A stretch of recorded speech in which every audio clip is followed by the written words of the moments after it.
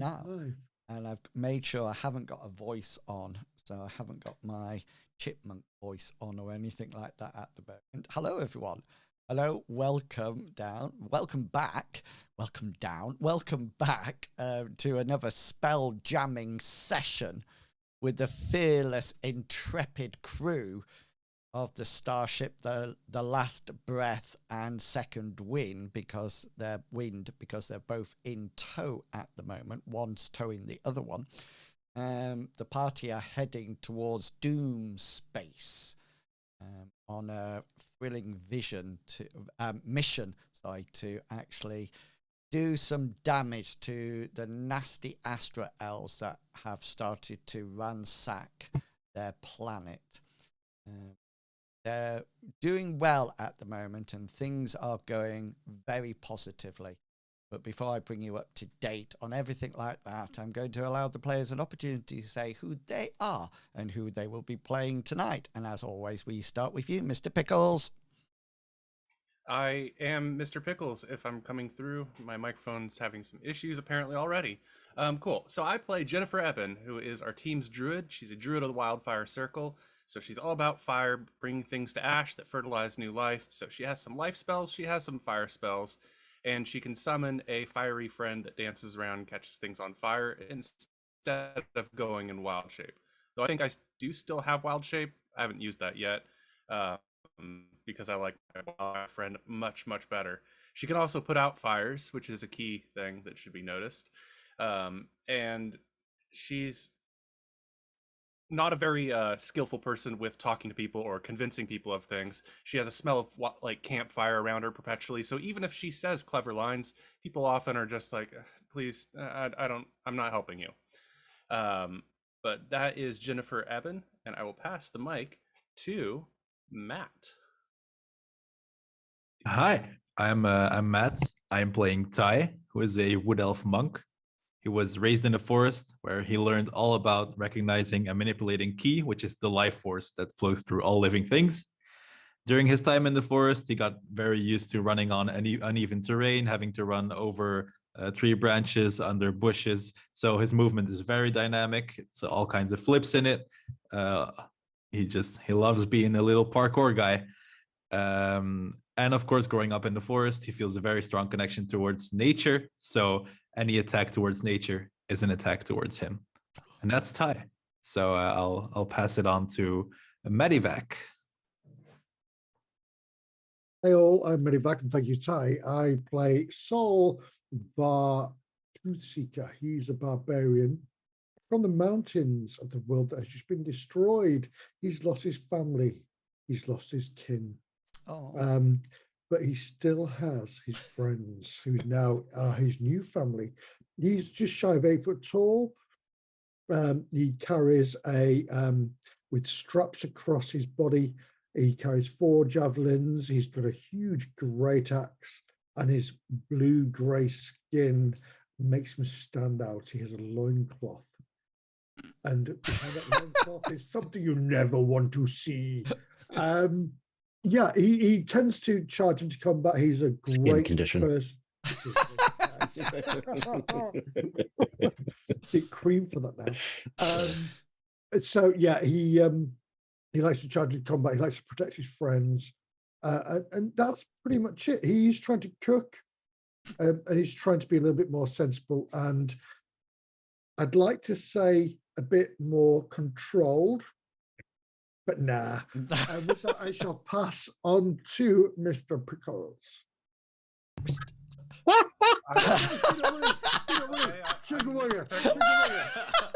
Sugar, do it. Let's start over. We did terrible. Let's do the entire thing over again. It's like perpetual motion. We don't... Lap number 2. And we are now in. I'm going. It's me. Hello, I'm Chugwugger. I am playing a rogue called Pericleus Simmersut. He's an arcane trickster, so he's enhancing his roguish skills with magical spells, usually from the illusion and enchantment schools. Before joining this party, he made his living as a treasure hunter, so he would research, locate, and retrieve stolen, lost artifacts, and then return them to the rightful owners. His skill set reflects this. He's good at history. He's good at investigation, and of course, his roguish skills of things like stealth, find traps, pickpockets. All that comes into play as well. He's only 3 foot tall. He favors the short sword and hand crossbow when he's in combat, and he does tend to overcomplicate simple tasks and plans as well. And that's my character, Pericles Simmersut. And I shall pass on. Oh no, who's left? Captain Kangaroo. Hey everyone, I'm Captain Kangaroo. Tonight I'm playing Sanctus. He is the only Astro Elf of the group. Even though Astro Elves seem to be the bad guy in the situation, he doesn't care because his only interest is to spread the word of Lathander and making sure everyone accepts Lathander as their Lord and Savior. As long as they also give him some money on the side as well, just, so that way it makes the message a little clearer. He likes to make those pathways very clear with extra coinage. He is also pretty much the guy who's there to buff people and heal people. His motivation really is to make everyone do the stuff for him. That way he doesn't have to get his nice, shiny, decked out mace all dirty with grime and blood. From there, I'm going to pass the mic to Inwils. Has he used his mace yet? Has he hit Not it? once. No. Not a single person. No, Yeah. it's nice and shiny. It looks very nice with all his inscriptions and whatnot, but no. He's never pelted or battered anybody with it at all. So I must say, Sol, I really like that picture that you put in the Discord with the barbarian with his just to show what he how Yeah. carry things, because the whole thing is all right, he wears a loincloth, but you've also got the straps down there which hold the great axe. Is it like a javelins. is it like He's a 8 foot tall. is it like a thong from the back, this loincloth, or Yeah, not? it's like a banderella. I hate to think. I really do. Yeah. And Jennifer, you should have mentioned that you are also the best drinker in the I'm trying to be my humble. goodness. in the team at the moment. Last adventure, you actually won the drinking game out of everybody, including Commodore Krux. So Can I just say that was embarrassing? Well, look. Jennifer might be human, but she was raised by dwarves, so I mean, I have an unfair advantage. and can you actually put out fires? I have the first level spell Create and Destroy Water, but I also have the cantrip Control Flames. Oh, right. So I've got a few options. If it's really out of control, I think I can use Create Water at an absurd level. Yeah, I can use it at higher levels if I need more. Nice. Can you talk to the fire? I mean, that's what my wildfire spirit is. I literally call on the fire to be my friend. It dances around. We have a party. So if the ship that's following you, that you're towing behind you, that is full of flammable material, then you could actually put it out.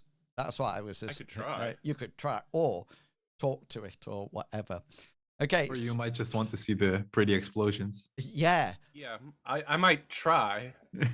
Do you know, just out of interest, and it won't spoil anything, I've actually got the damage for those explosions that are given in the module. So, yeah, I'm dying to use those. So the party are on a fearless mission. They are trying to track down the evil people who have destroyed their Earth or are in the process of destroying their Earth.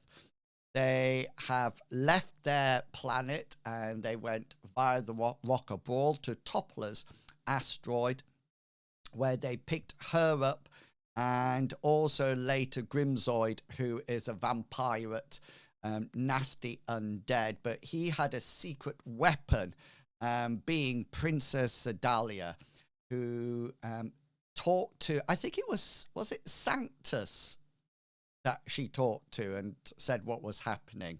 about her Yeah. brother. Yeah. And she is sort of like trying to gain favor with the party, trying to join forces to try to encourage that her twin brother, who has taken over the Xaryxis throne as her father is dying. They want that both the party and Princess Zedalia want to seek revenge. And so they seemed like fond bedfellows at the moment to progress.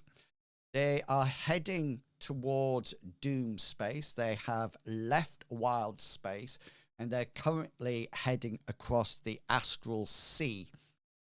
They have a knowledge where to find DoomSpace, and on the trip of about 21 days, they engaged in various activities. They had a drinking game that Jennifer won. I think somebody was very good at the gambling. I'm sure somebody made money out of that. And to a good hand, on Dead Hands Dice, that was called. They went astral fishing and caught various things that they enjoyed eating. And the last thing, they all had a go at Commodore Crux's pistols and muskets with not much success at all. And we're going to dive straight into the adventure, in the sense that you figure it's about 1 or 2 days left of the actual journey. And at Sanctus, after a meal, and you're sat around, you notice that your friend Commodore Krux, that you actually teamed up with and convinced to go over to Grimzoid's ship, etc. You have this familiarity with undead. You notice that he's separated himself away from the rest of the group, and he seems to be looking over the side of the ship out into space, puffing on his pipe, and he seems rather almost like down in the dumps, depressed. He hasn't been himself, and you've noticed that his mood has become more and more sullen the closer you get to DoomSpace. And you figure this might be a time to go and have a chat to your friend. All right, I'll approach. So, what's tarnishing your mind right now, friend? We need some hope. Yeah, and some enlightenment. He sort of like puffs on his pipe and lets out a long sigh that ends in a somewhat of a groan. There's a lot of smoke in my face. So. Yeah, he just sort of like says, "Oh, bad times ahead. Bad times. Bad memories, then, I thought were, well, hidden and gone." What bad memories are coming up? We're just going to is it Dead Space? Or about the coalition that we're going to be joining. Oh, is it an ex-girlfriend? Boyfriend? He sort of like turns around and looks at you, and you notice that there's a lack of humor in his eyes. Could you make for me, please, a charisma persuasion check? Ooh, yeah. Sanctus looks like he's a good-looking lad. Are you happy with that? Do you want to use any inspiration on your? I did my best. Yeah.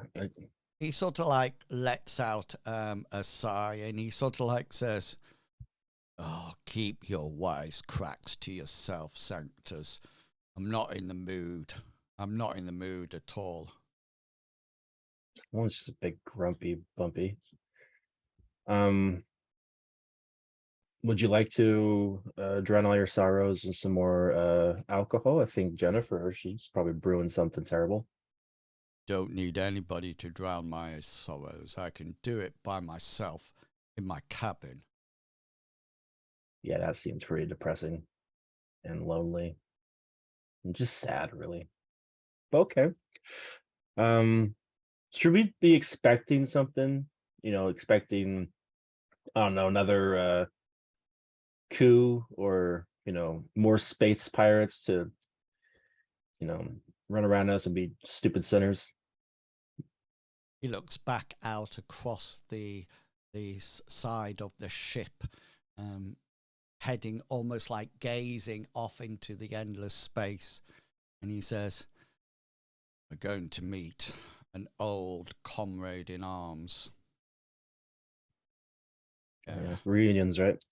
I never thought I would see him again. He's a fellow GIF, but Okay. he might not be that pleased to see me. Assuming there was a falling out of some sort that you're about to tell me. Possibly, no doubt, he will be able to tell you. I don't think your persuasion roll is high enough to tell you. Okay. Well. And he sort of like turns on his heels, and as he walks away from you, he sort of like glances over his shoulder again, and he looks back at you, and he says, "His name's Warwyck." Warwyck. Oh. And then he looks at you and he says, "You're like him, far braver, far more valiant than an old GIF like me." And he goes slumping off the deck towards his cabin. And the last thing you see is that he picks up several kegs of ale and wine as he makes his way to his cabin. And anybody who's around will notice that he shuffles quite almost sadly, as if he's remembering something that he would rather not. And even Toppler shakes her head as he walks past her, or as she sees him walking. And the night falls once more, and you all head off to bed. If you've lost any hit points or anything like that, you can grab them back. You will be able to take a long rest. So if you want to reorganize any spells, just make sure that you know what you've got with you and what's memorized, etc. Because we will be heading in to DoomSpace very shortly. Before we go, does anybody have any questions or anything that they would like to ask? That's what I like to hear. Okay, so is it too late to go back? Far too late. The only way is forward now, I guarantee it. So all right, as you head closer and closer to DoomSpace, you leave the astral sea and enter DoomSpace. Silvery haze thins as the ship enters a system that appears to have no sun at all. The ship glides between colossal fragments of smoky grey crystal, remnants of the outer shell of fantastic proportions. As silent and lifeless as a graveyard, DoomSpace gives a new meaning to the phrase dead of night. After 3 days of travelling through the labyrinth of crystal shards, you catch sight of a yawning black vortex lined with dim light. And at this point, Krux comes out of his cabin, he comes out on deck, staggering somewhat and looking like he's got a slight tinge of green and red eyes. He's definitely hung over, and he brings out the wild space orrery that Toppler gave him, and it shows that the black vortex with two planets spiraling slowly around it. The system also has 12 moons, one extremely close to the vortex, one orbiting each planet, and 9 outer moonlets. There, says Krux, pointing to the biggest of the outer moons. Arran is 7 days away. With luck, that's where we'll find my own comrade, Warwyck Blastimoff. His mission here is to create a unity out of chaos. And knowing him, he's done a bang-up good job of it.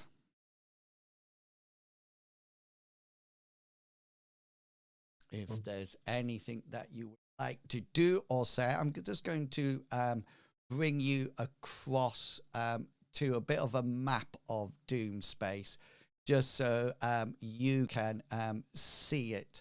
There's various considerations about what happened here. It is said that God created the whole of DoomSpace and encased it in a crystalline shell, or maybe the mortals somehow did it. However, later on, there was definitely some kind of devastation happening. The crystal outer shell of DoomSpace was shattered, and those are the crystalline fragments and shards that you've been flying through. There's rumors that the Eye of Doom in the middle was maybe created by gods to wreak havoc on DoomSpace and to eventually collapse it. Other more scientific approaches talk about the main sun or star of the planet, of the system, collapsing in on itself and forming what is probably familiar to us as a possible black hole. What is very clear to all of you is that there is a slow yet detectable movement of all the planets and the moons towards the vortex in the middle, the so-called Eye of Doom. There's a planet that is getting extremely close to it. It looks like pretty soon it will be sucked in. The only other thing that you hear from the various people and crew, people like Grimzoy tell you all this, and Toppler and Krux, is that nobody knows what lies beyond DoomSpace. Many have ventured into the vortex, but sadly, none have actually returned. There's definitely an inner spiral of a cosmic flow that is bringing everything in that rotational manner, just like water going down a plug hole towards that Eye of Doom. And probably, eventually, looks like DoomSpace will actually collapse in on itself and be no more. Hopefully, not while you're all in there. You can see Arran over here. I think you can. Can you see that? Mm-hmm. Yeah. And that's where Warwyck is said to be. I pronounced it Warwick. It could be Warwyck. It's up to you. Has a Y in it. And his surname is Blastimoff. Like that. I put it into chat for you. Is it? He definitely made that up. He was born with that name. What? Yeah. Would anybody like to do anything, or can we head down to the planet? When Topola is explaining about, giving us some information on DoomSpace, Pericles wants to ask who used to inhabit DoomSpace, and is it still inhabited? Was there a specific race of people that used to call it home, or was it, sort of like the Rock of Bral was, where there was various races inhabiting it? Yeah, so there are a variety of different races that actually call DoomSpace their home, and each of the moons or the planets a lot of the time have different inhabitants on them.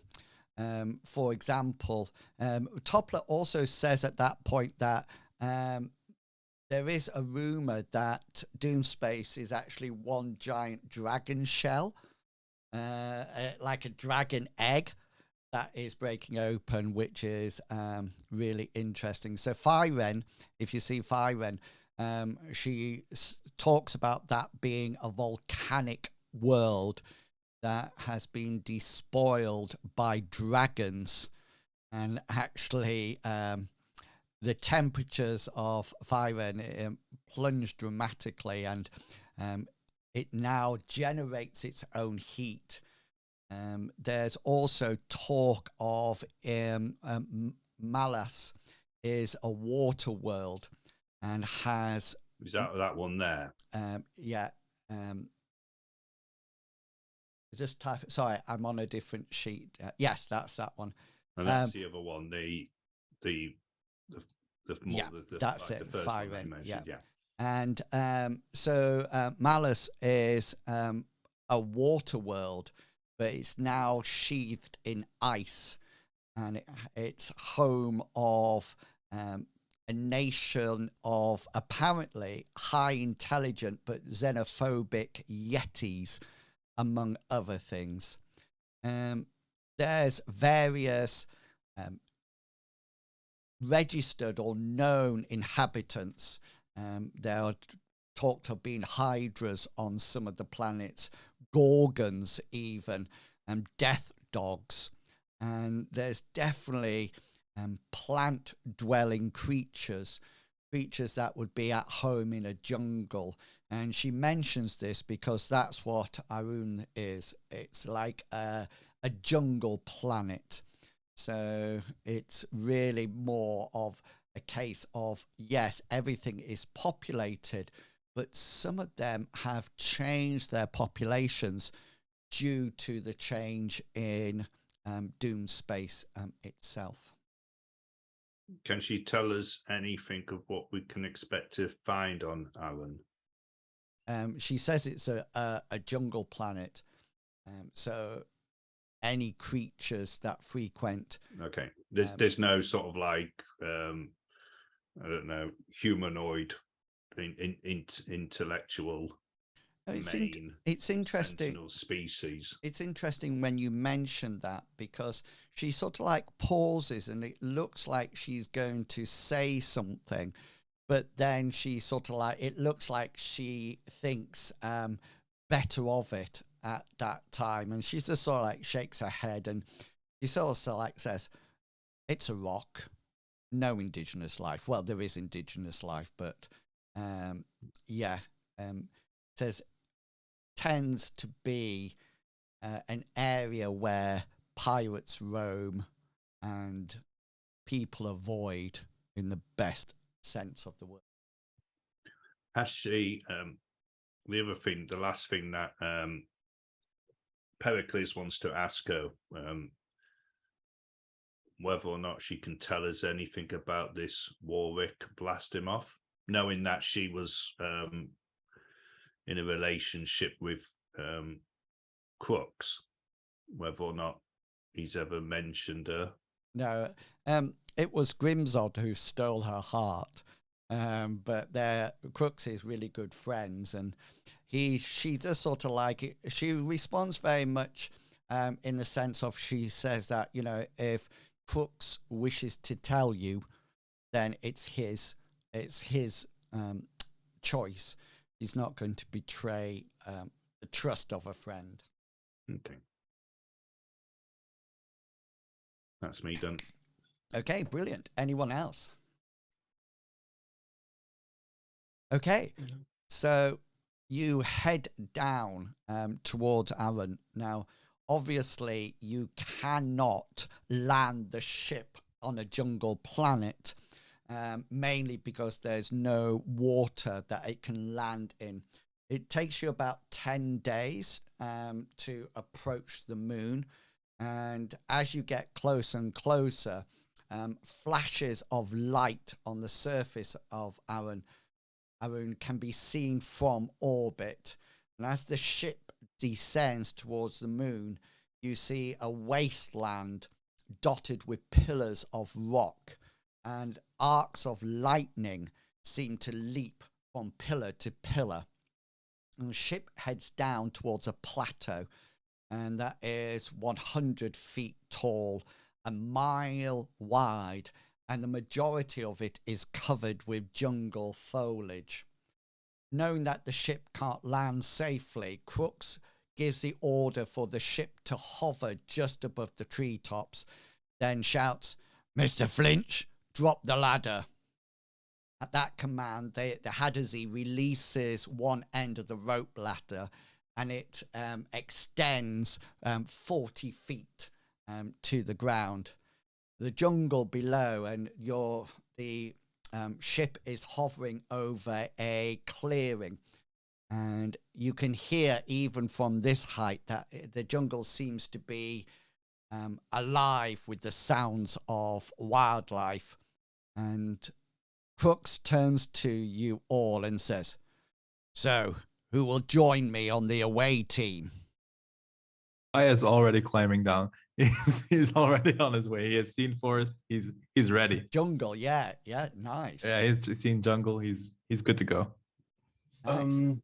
Sanctus thinks there needs to be some wildlife or some tribal, humanoids that need to be saved. So he'll also come. He's down. heading down. Nice. Anyone else going for the trip? Yeah, Pericles is going. Yep, same here.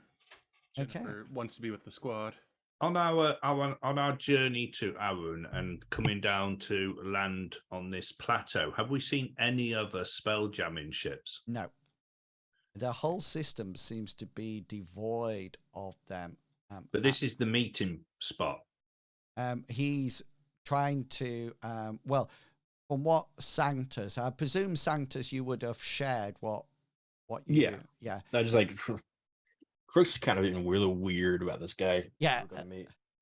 So it's a case that this seems to be the place that we're meant to meet up with the person who's putting the coalition together. And hopefully there will then be some indication of where the other ships are, what's going on. I'm going to move you onto the map for this episode. Before, you should be able to move your characters. So just to let you know, I'm just going to draw on roughly. So can you see where that purple line is behind you? So that is where the rope ladder is. That's where the rope ladder is. That's to go back up. So the actual ship is sort of like hovering up there across that top. And you can see all the foliage of the jungle. And just to let you know, you seem to be on the top of a plateau, so this jungle goes right way round. So if you went off the top of the map, you would still be on the clearing, but eventually you would reach the jungle again. Commander Krux, of course, will be in the lead. You can put yourselves wherever you would like to be. I don't know whether or not, Ty, you would be closer to Krux or whatever. It's completely up to you if you just like to position yourselves in a nice circular manner. So if I'm firing a nice weapon, an air effect weapon, I'm just going to I'm just going to take your name. Chop down trees. Yeah. Just gonna jump from tree to tree. Yeah, so I can imagine that Ty's got a big grin on his face as he Ty has fallen over into the grass. He's making grass angels. yeah, it's all like, ooh, this is nice. Sanctus is probably looking a little bit disgusted as a midge comes onto his neck. Damn it! I mean, Lathander, damn it! Yeah. And Jennifer's probably looking a little bit. Maybe be careful with setting off any fires in this place. Well, maybe it's a rainforest. True. So yes. So are you all positioned? Yeah. Pericles is going to bring up the rear, wherever everybody else is. He's going to be taking special case. He's going to be super observant. He's going to be looking out for any danger coming from any of the foliage to either side of where we're traveling. Yeah. And keeping an eye out behind of us as well. So you, everybody, well, let me read to you what happens. So as you all get back, Perry's looking around, keeping an eye on behind. Ty's busy doing grass angels, and Jennifer's looking very fondly at the rather dry piece of vegetation and wood, when all of a sudden a shot rings out, and a few seconds later a uniformed GIF, i.e. the same as Krux, bursts through the foliage with a musket in one hand and a look of blind panic on the other hand. He bursts out of the foliage. I'm just going to pop him on, so you should be able to see him now. Yeah. And he sort of like comes running across to you, and he seems to be out of breath and panting and everything. And he sort of like, as he comes towards you, he goes, "Oh, apologies in advance." And he sort of like swerves somewhat as Krux goes as if to greet him, and this gift just sort of like goes straight round, and then all of a sudden out of the foliage seems to come pellets of radiant light flying through the air and narrowly missing everybody around, as several starfish like plant creatures creep out of the jungle and advance menacingly towards you. So let me put them on first and tell you a bit about them. They do look like they were in hot pursuit of the gift that has just run out. So these are them coming out. Right, I just need, sorry, they're all on the wrong layer. You should be able to see them now, hopefully. Yes. Yep. There's a few more yet to come. Oh.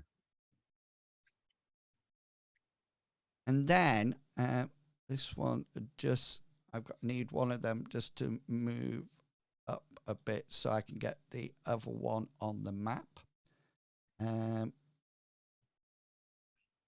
Okay, so before we roll anything, this, I think I've got some pictures to share with you as well.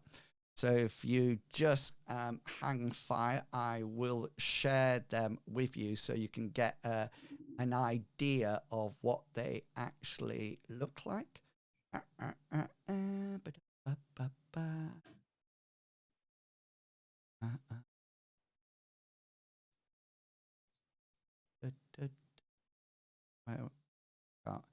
Can't find the pictures. Hang on.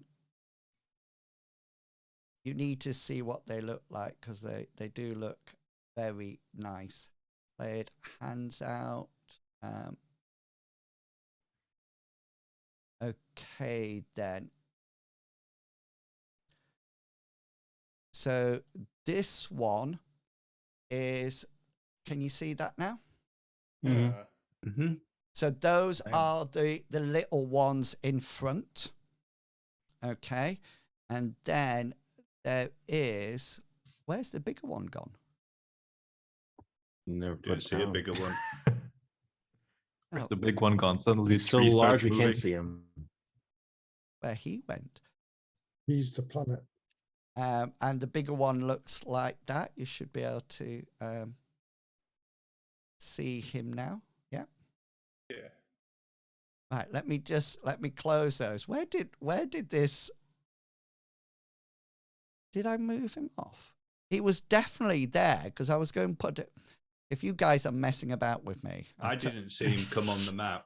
I Nope. tell you. Just pressing already on the backspace a lot. ship. I think he was probably scared of us and he ran away. Makes sense. That makes Is sense. he on a different layer? There. There he is. Oh, there. Okay.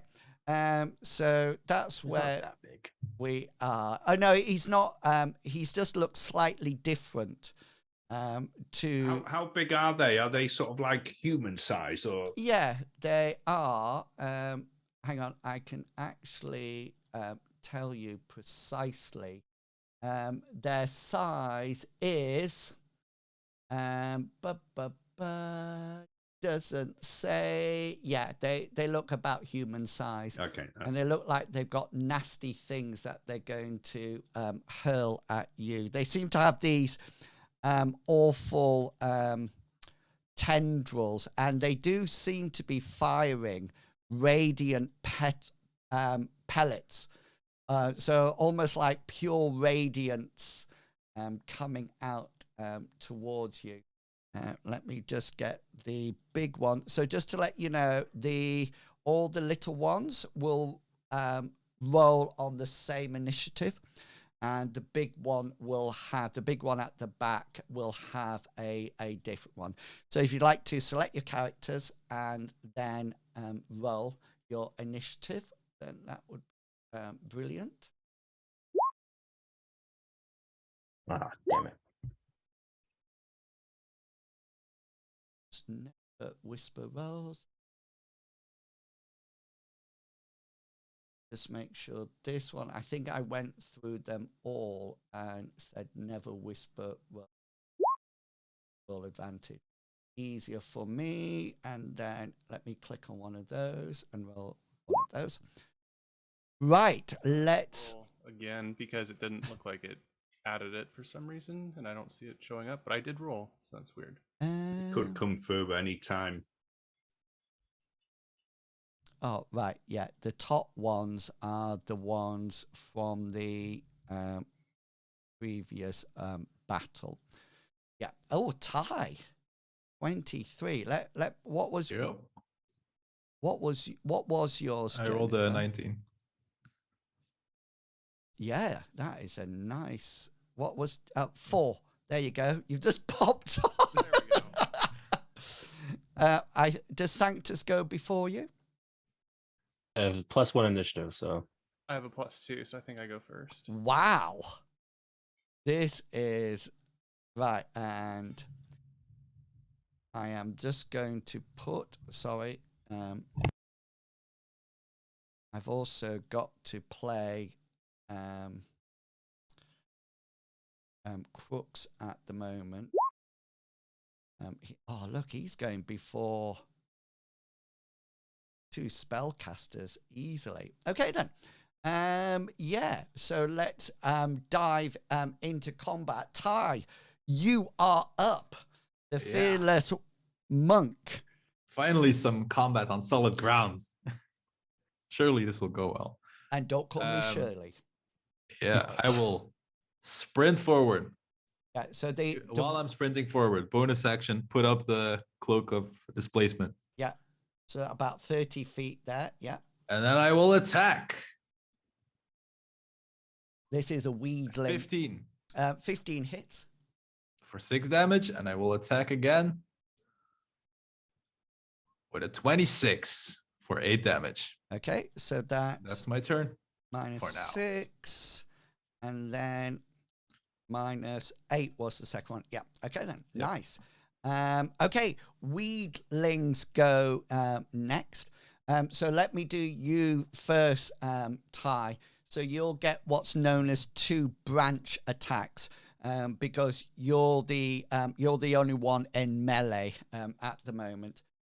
So this is their branch attack coming now. 17. I have the cloak on, so it's 10, right? Oh, 10, yeah. 10 got misses. you. Yeah, 10 misses. Second one, 8. Does the cloak deactivate if I dodge something with it, or is it only when I get hit? No, I think it's only when you take it off. So okay, then both miss. Both missed. Okay, then brilliant. Okay, then now it's weedlings firing. So this is the top one. I'm going from top to bottom. Okay, then. So these are radiant pellets. The first one. Wait, before we shoot, are pellets missiles? Yes, they are. All right, good to know. They're radiant pellets. I think they're magical pellets that are firing. My hands are also magical, so I think yes, I can deflect them. You are. That's true. So this one here is going to fire at Warwyck and Krux, since they are in range. That one misses.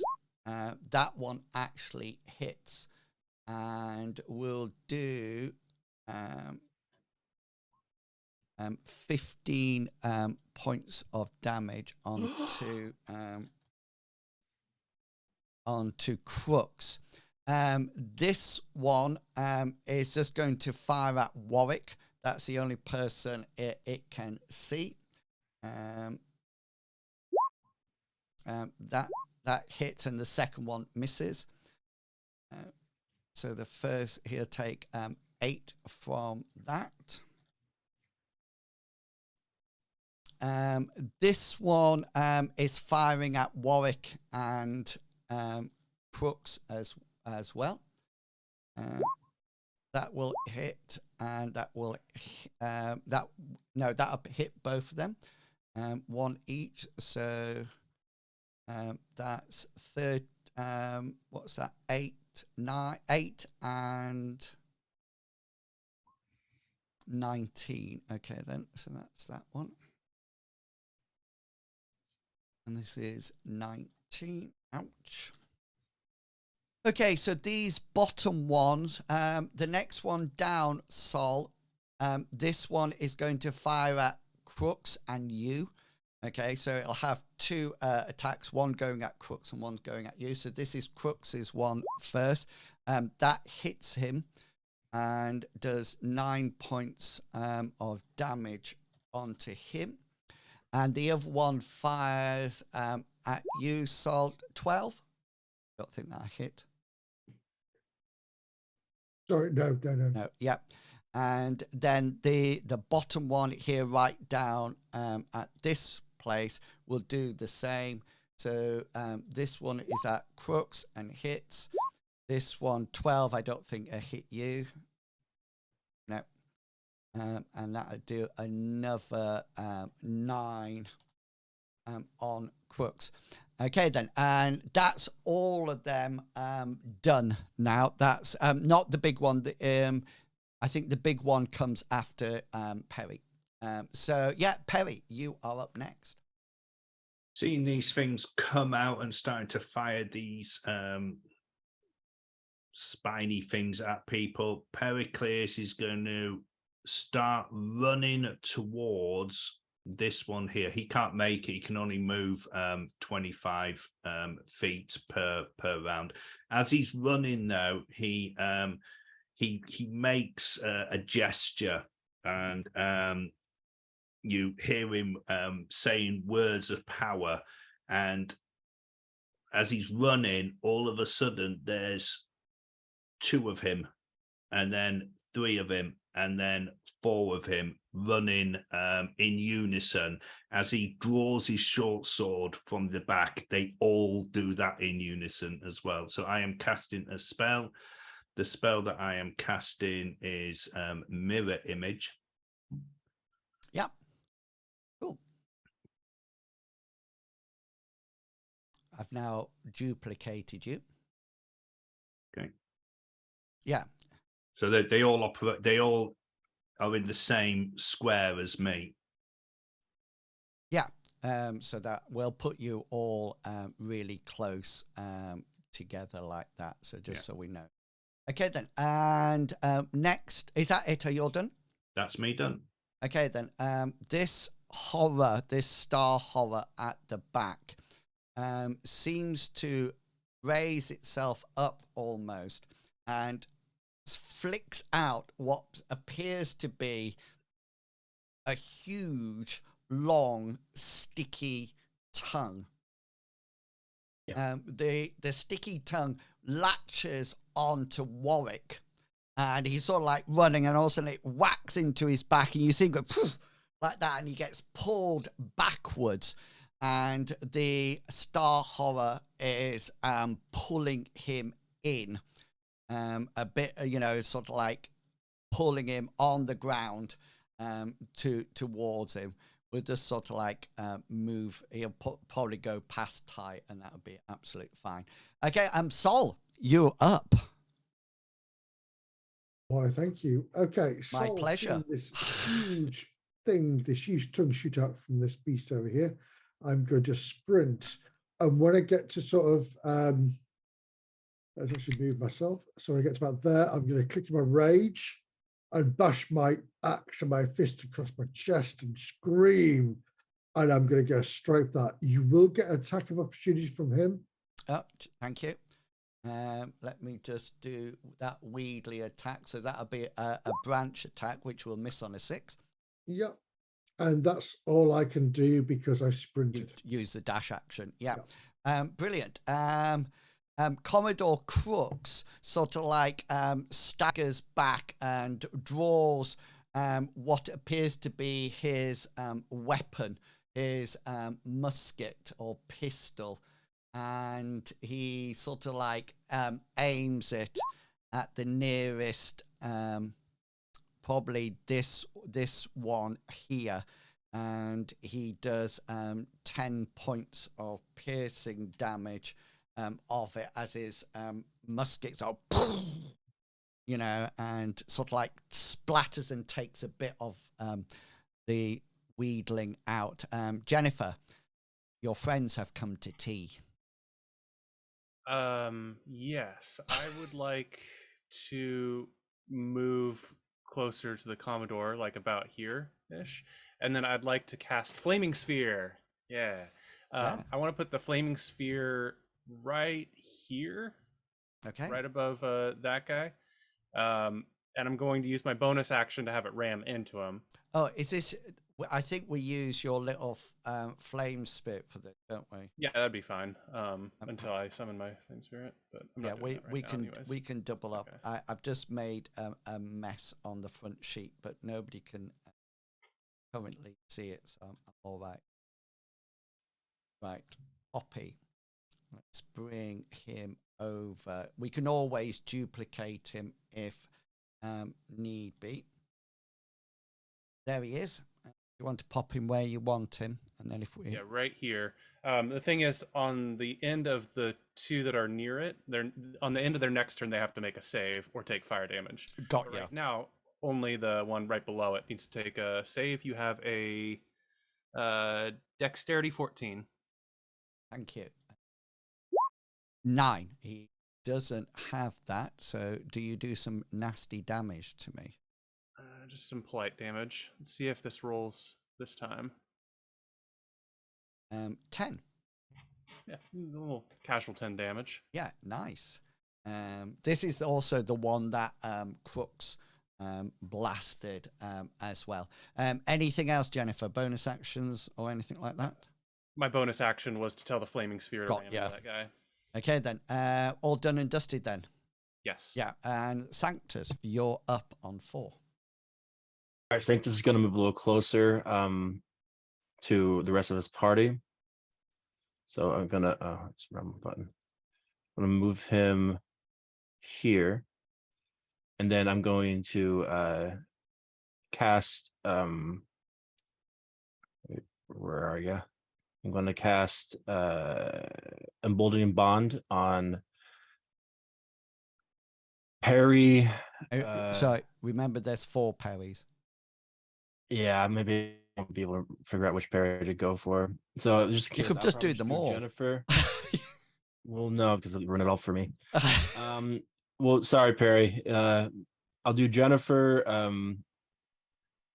I'll do Ty, and then I'll do if I can as well Saul. I'll do my 3 comrades, give them a plus D4, and then at the same time I'm going to cast spiritual weapon on this guy right here. Got you.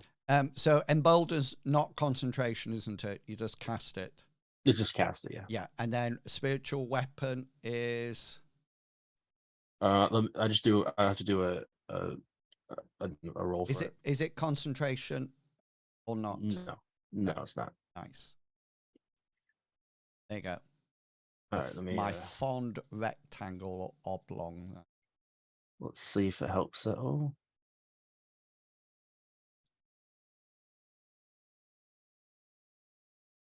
Does that hit? 18. Actually does hit. Yeah. Nice. And now let's do a quick damage on it.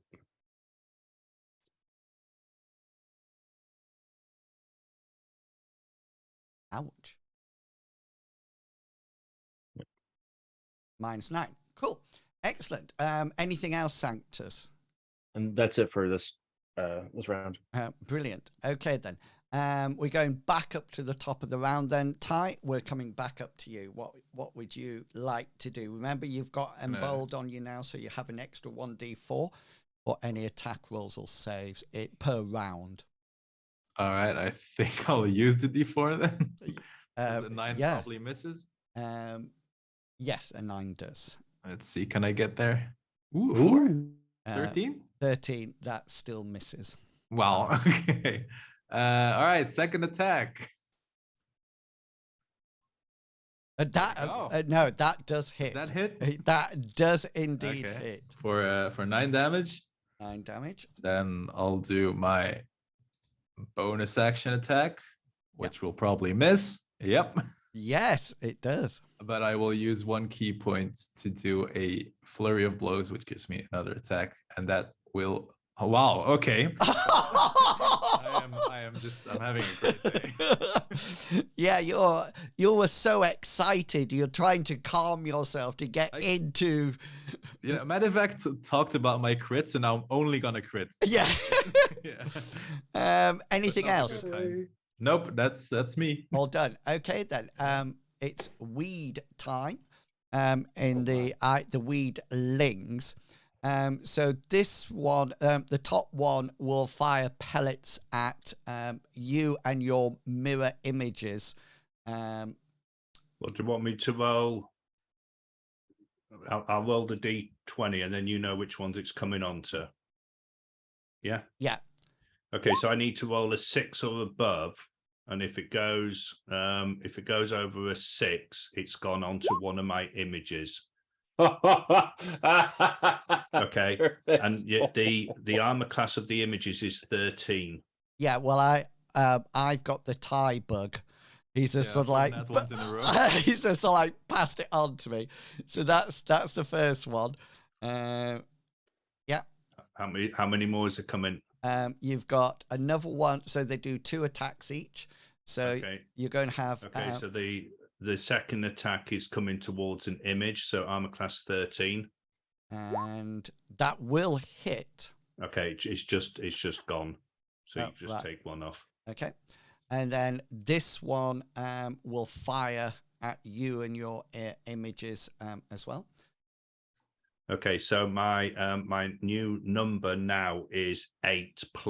Okay, then. Because I've 1 image left. Okay, that's gone for an image.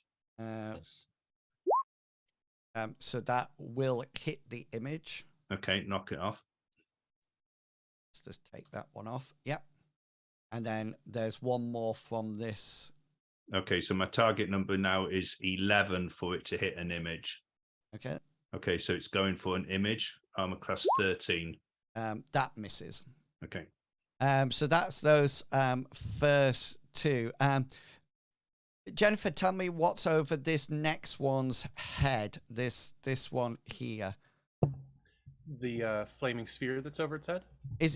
Does it just look like a flame? Ball of fire. Yeah. Okay then. Unless you want it to have a nice face on it, then I mean, by all means. No, I was trying to decide what my weedling would do.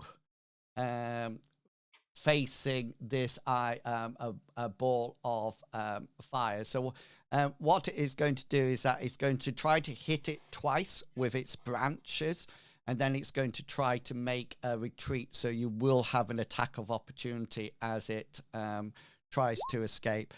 17. Can I damage the sphere? I don't think it has health. Okay then. So he sort of might just burn your hand if you slap it. Yeah, so he sort of like swings around and then he sort of like dashes out. So can it have an attack of opportunity as it goes? Or does it just... I don't think it's intelligent. And the way the entry's phrased is that as you only have to make a dexterity save again if you end your turn within 5 feet of it. Right, so he won't. He's sort of like disappearing out into the forest, but you can class that as a kill. Yeah, I'll take that as a win. Yeah, that's out. Okay, the one in front of you, Ty, is going to hit you with branches. 16. And misses. And 12 and miss Also misses. as well. This the star horror, seeing that you suddenly appear. No, sorry, it doesn't have an attack. Sorry, that's my fault. It's later on. This one. Tell me what the spiritual weapon looks like. It looks like a nice glowing mace. Okay then. Does it very have strong and sturdy? Does it have Does it have hit points or an arm class or anything like that? No. No. So this weedling sort of like turns on it and waves its branches around at it, trying to reduce it and get rid of it. And this weedling down here fires one at Warwyck and one at you, Sol. So the first one's going to Warwyck, and that misses. Second one comes to you, Sol, and that misses as well. Nice. Matt, whatever you gave me, take it back, please. Take it back. You can have it. Brilliant. That's the weedlings done. Perry, we're coming to you. Having baited these 2 weedlings to fire at him, Pericles is veering off. So he's almost like started to run towards them with his mirror images to try to get them to fire at him so that he can stop them fire at anybody else. And then he's going to veer off and he's running down this way. And as he gets there, he's going to push his short sword into the one that's fighting Ty. Okay, then. Do a to hit roll.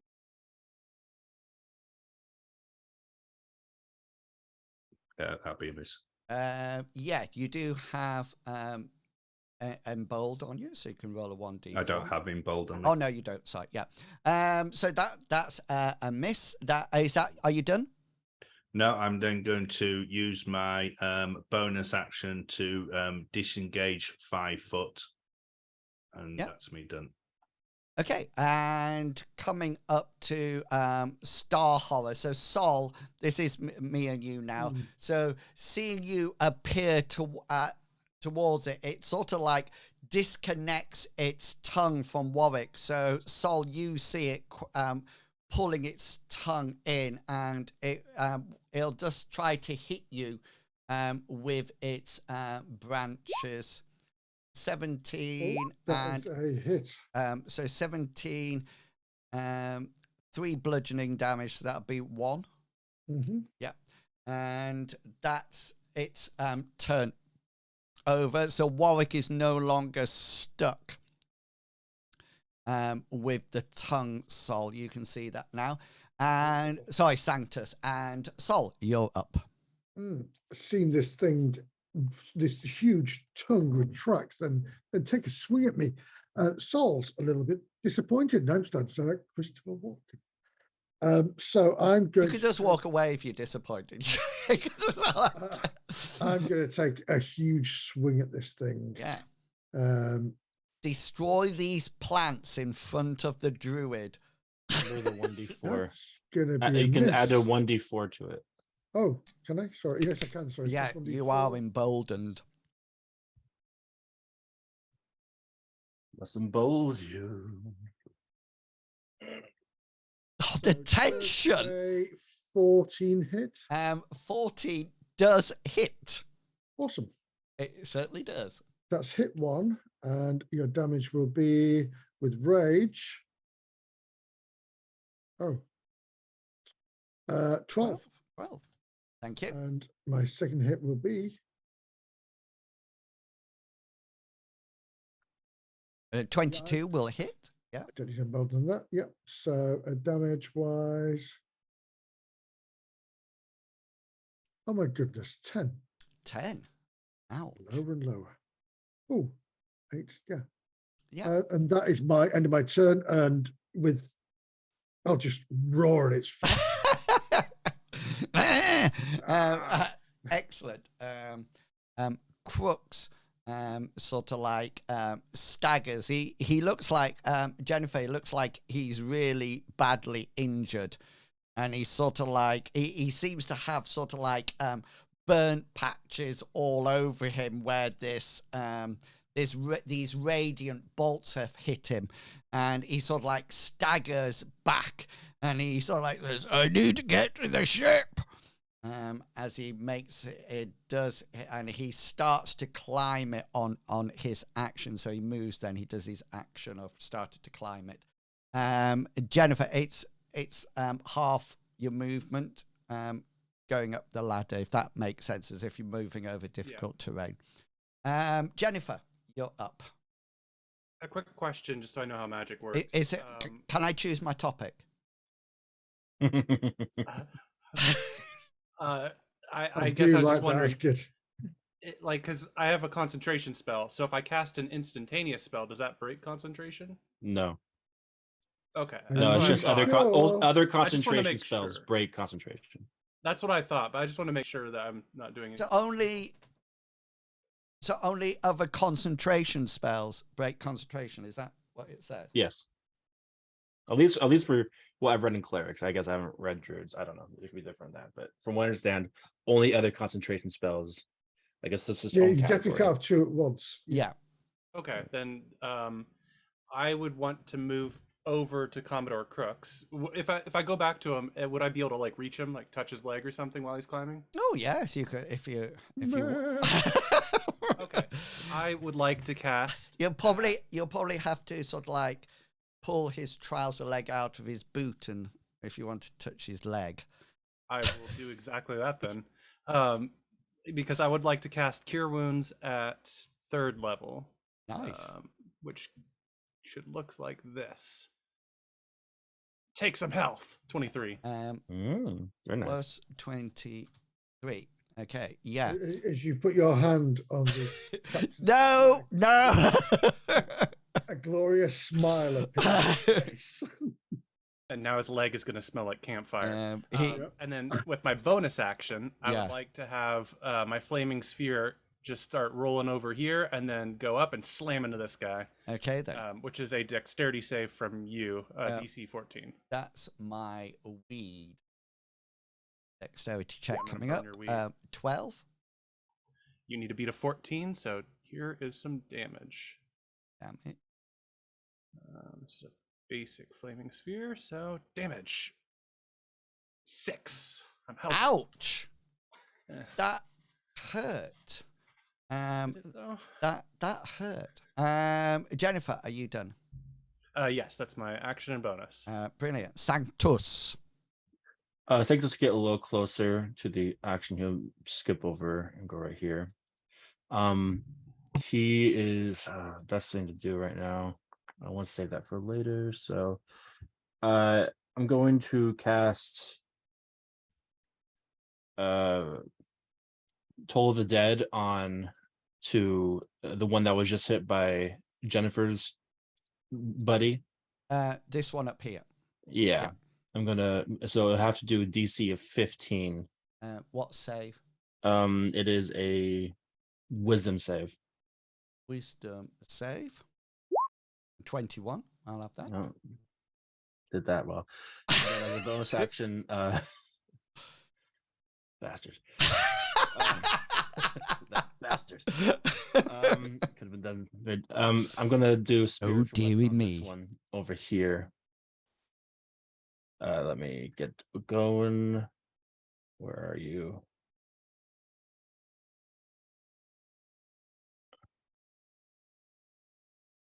Oh, bummer.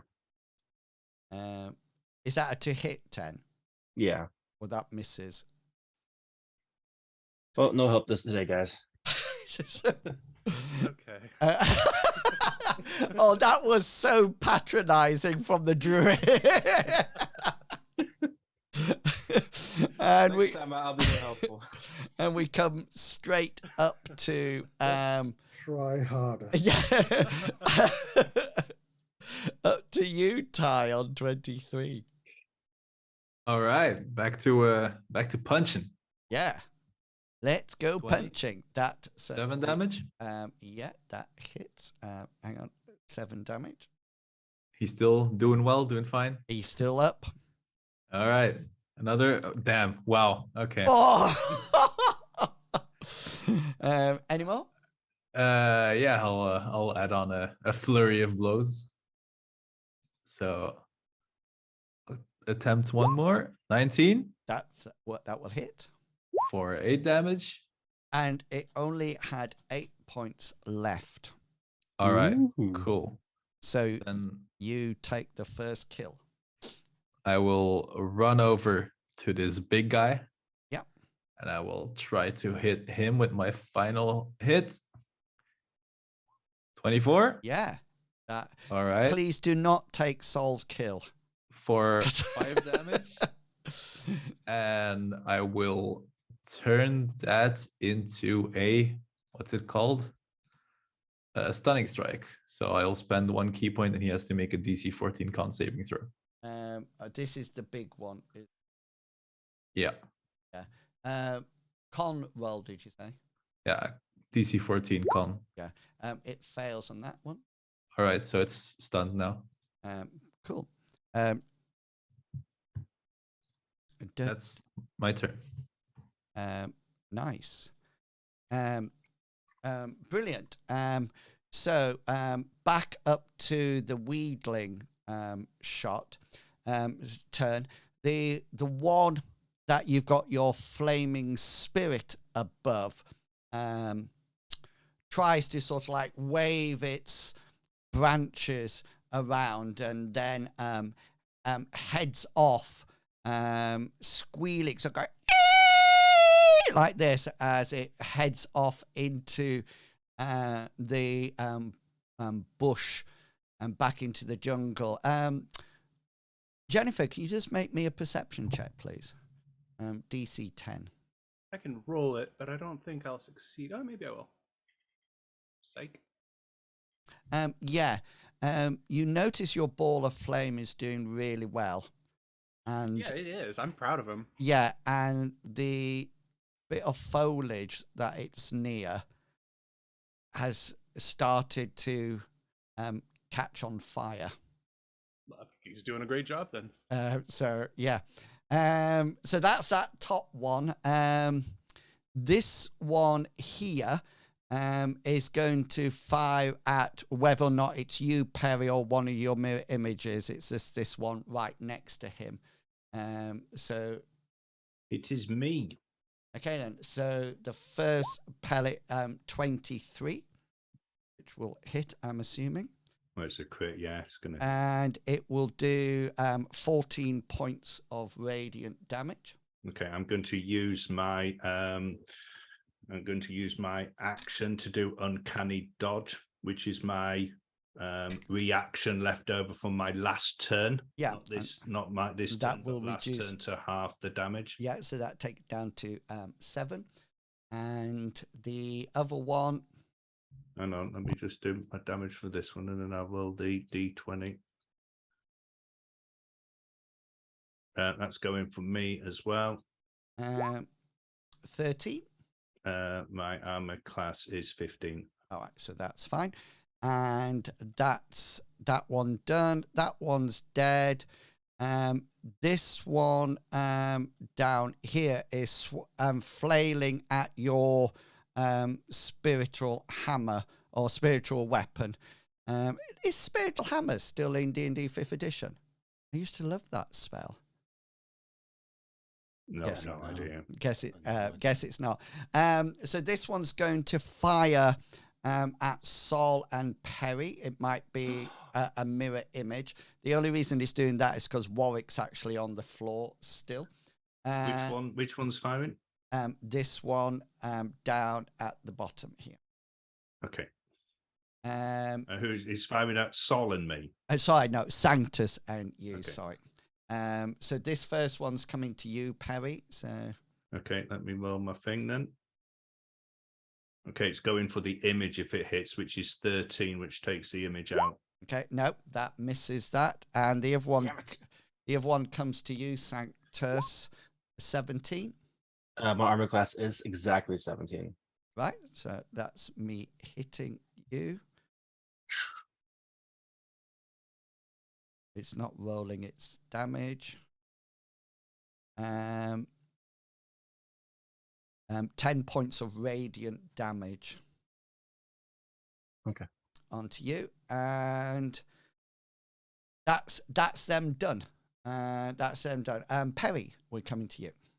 Okay, Pericles is running down here, and he's going to do a strike at that one. Yeah. One's ganging up on my biggie, and 21 hits. For 20 points of damage. Yeah. Still up. And then I'll use my bonus action to disengage.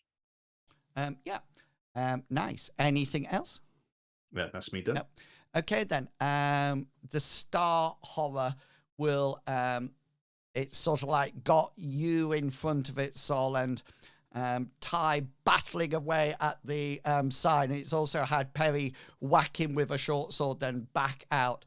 And so it's just going to almost like, it looks like it's into a blind panic now. It looks like it's actually in starfish rage as it just flings its branches around. The first one's going to randomly hit you, Ty. The big guy? Yeah, the big He's guy. stunned, right? So he. Oh, yeah. So that's right. Sorry. Yeah, I can see my sign now. I thought it was going to James Means Cappy Slap. Yeah. Sol, it's you. You're up. Certainly, yes. I've seen this thing just about to go into a frenzy, then suddenly freeze in space. I shall use my axe to sever it in twain. Nice. If I can find the button.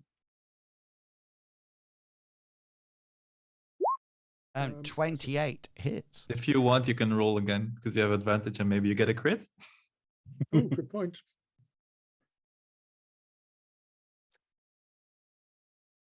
Oh, do you know what? Well called. That's an interesting comp. That's a very interesting Can I comp. just say, it's got 1 hit point left. Oh, it was worth it. Well, actually, Can I just say, if I had a great hammer, it'd be hammer time. actually, it had 5 hit points left, but no, 5 and 1 are the same to you guys. So you'll see Sol just raise up his great axe, and in one fluid motion, we'll just swing it down through one of the segments of this star thing. Nice. And clave it in twain. You still have movement and actions and bonus Oh, actions. I'll be still hitting it. Okay then, yeah. I think Saul also hits me, or does he not? Because I'm kind of in his range. No, because I'll make a roll for my second roll, but I won't do unless it's a fail. No. Okay. All right, cool. Yeah, it's not a fumble, so you're okay. So Commodore Krux continues to climb up the ladder, heading back to the ship. And we come to you, Jennifer. I'm going to use my action to cast my cantrip Control Flames to put out the fire that my effectiveness is creating. Yep. That's a 5-foot cube that I can extinguish. That's enough. And then as my bonus action, I would like my flaming sphere to get a little bit of a roll out and then like go over and slam into this one. Dex 14.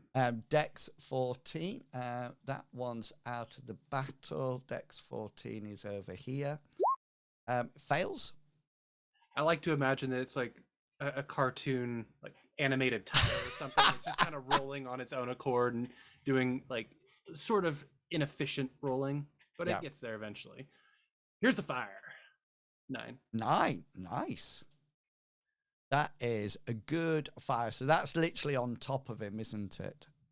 Or at least smashed into him and then flowing off of him into anything else, Jennifer, that you would like to do? Nope, that's my action and bonus. Nice. Just 1 second. I just need to open something. Sanctus.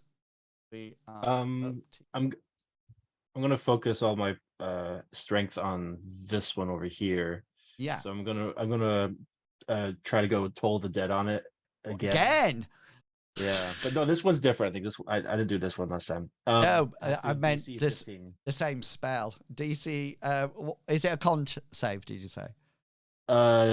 It's shoot. It is a wisdom. Yeah. What is it? DC what? 15. Oh no, it gets a 2. Nice. All right, so I'm going to do some damage to it. Hopefully some damage that makes sense.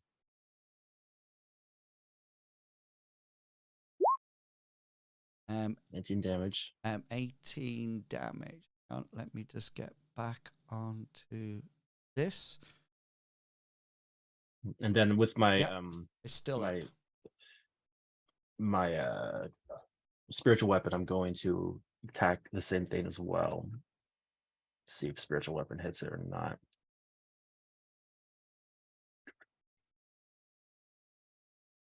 Nice.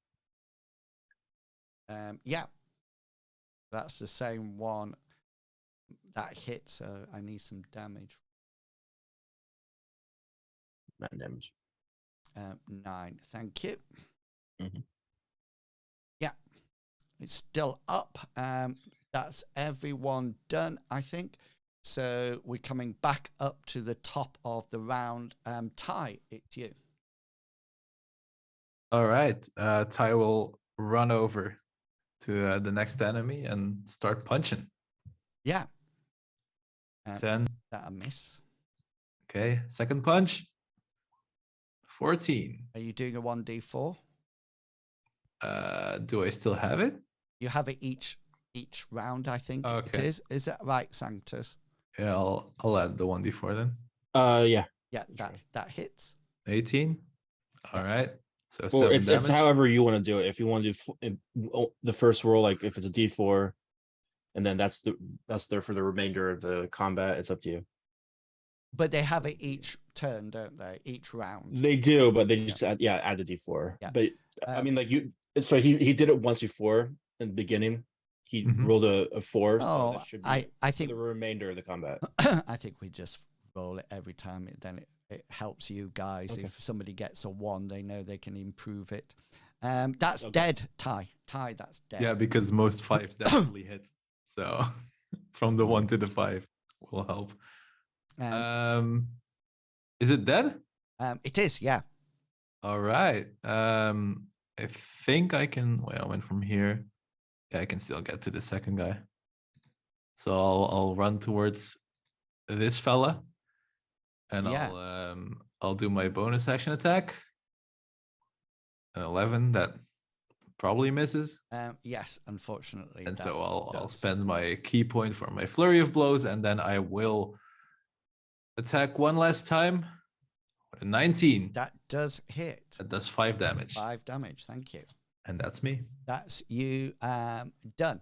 So weeds next. So the one that your flaming sphere is above sort of like wafts around a bit and then runs away from the fire that you are sort of like putting on it. Do I take any damage as I leave?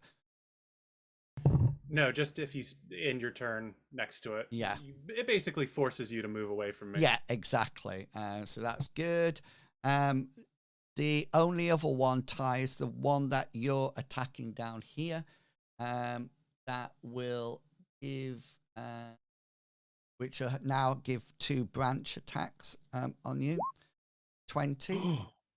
20 will hit. 11 bludgeoning damage. All right. And then the second one, 19.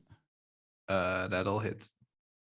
And that is 16 bludgeoning damage.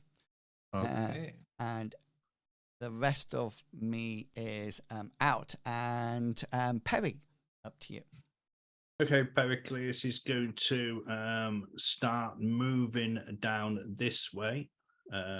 That's his 25 feet to get there. As he's doing it, he's going to he's got his short sword in his right hand. He's going to draw the dagger from the front of his baldric as well, and he's going to go up to this thing. And did you say baldric then? Morning, Princess Mint. Morning, peasant. And he's going to. have a cunning plan. He's going to attack. Okay. Which is a fumble. Yes, so that will miss. Any other actions? And then I'm going to use my bonus action to follow up with my dagger.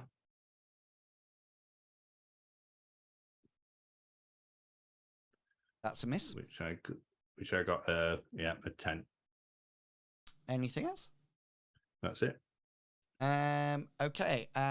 Sol. We'll take break. Shows this combat's nearly over, then we'll take a break. Yep. So Sol's going to go 1, 2, 3. No, Sol can't count. Don't even pretend that he can count.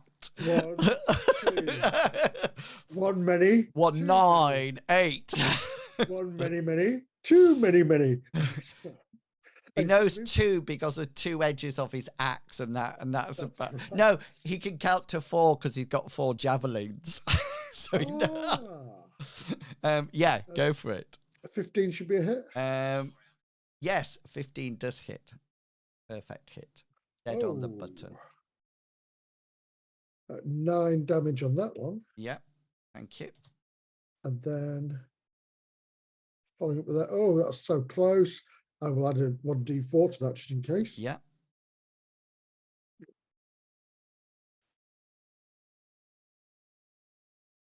Come on. So 14. 14 does not hit, unfortunately. Oh, so I swing wildly. This thing just moves out the way. You don't need to do anything with tie on this one, do you? Is it when you critically miss or just when you miss? It's a fumble, isn't it? I think we decided, wasn't it? Okay, then. Anything else, Saul, that you would like to do? No, well, yes, I'm going to step behind him there. Okay, then. Nice. And Commodore Krux continues up. Jennifer, what would you like to do? I would like to wave at my flaming sphere and then let it be extinguished, and then I'll spend my turn heading over here to see if there's any fire remnants. Seeing all these corpses and seeing Saul swinging, I know the problem's being solved. Nice. Could you just make a perception check for me, please? Absolutely, I can try. 16. Okay, that succeeded. Anything else that you wish to do? No, just cleaning up my mess. Okay, then. Sanctus. Yeah, I'll move my mystical was it flail or what I say? Mace. Mace. To the existing one, the one still so I'll go for attack there. Yep. Let's see, where are you? You are here. Going for the attack. Boo. 14 misses. Damn. Well, I'll still try Toll of Dead on it as well. So it has to do with a wisdom save of 15. Yeah. 16. Well, I'm going to take a nap. Jennifer, you see Sanctus trying to cast this spell. And it's hard to really get the favor of Vander over here. I've just what was my attack? Oh yes, it was in between. Ty, up to you.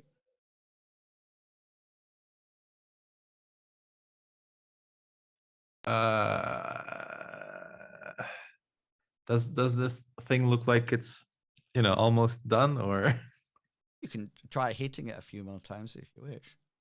All right, but I can also I can also probably try healing, but I don't know if it's gonna hit me some more. Well, yeah, you know what? Do you know? Only time will tell. Yeah, I'll attack him. That hits. 7 damage. Okay, let's do 7.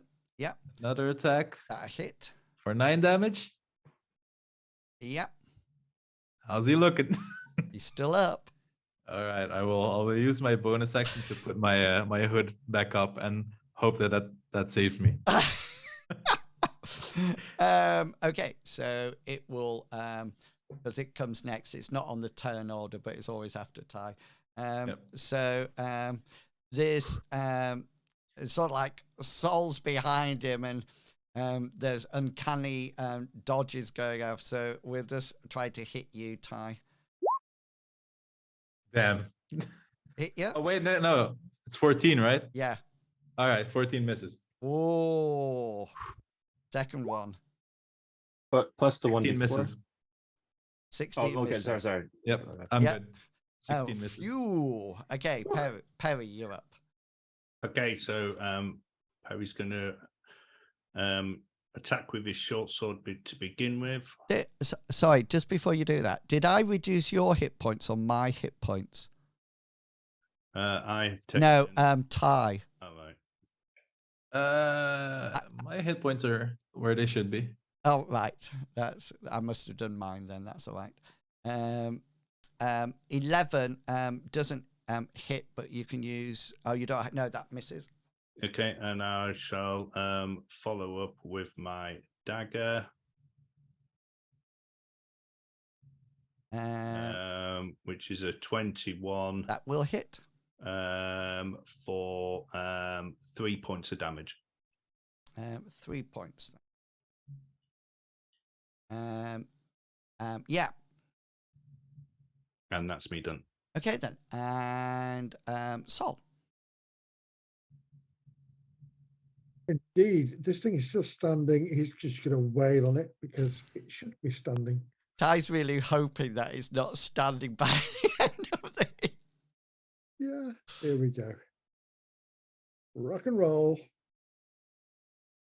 13 plus 1d. Yeah. Oh, gosh. You need a 2 or higher.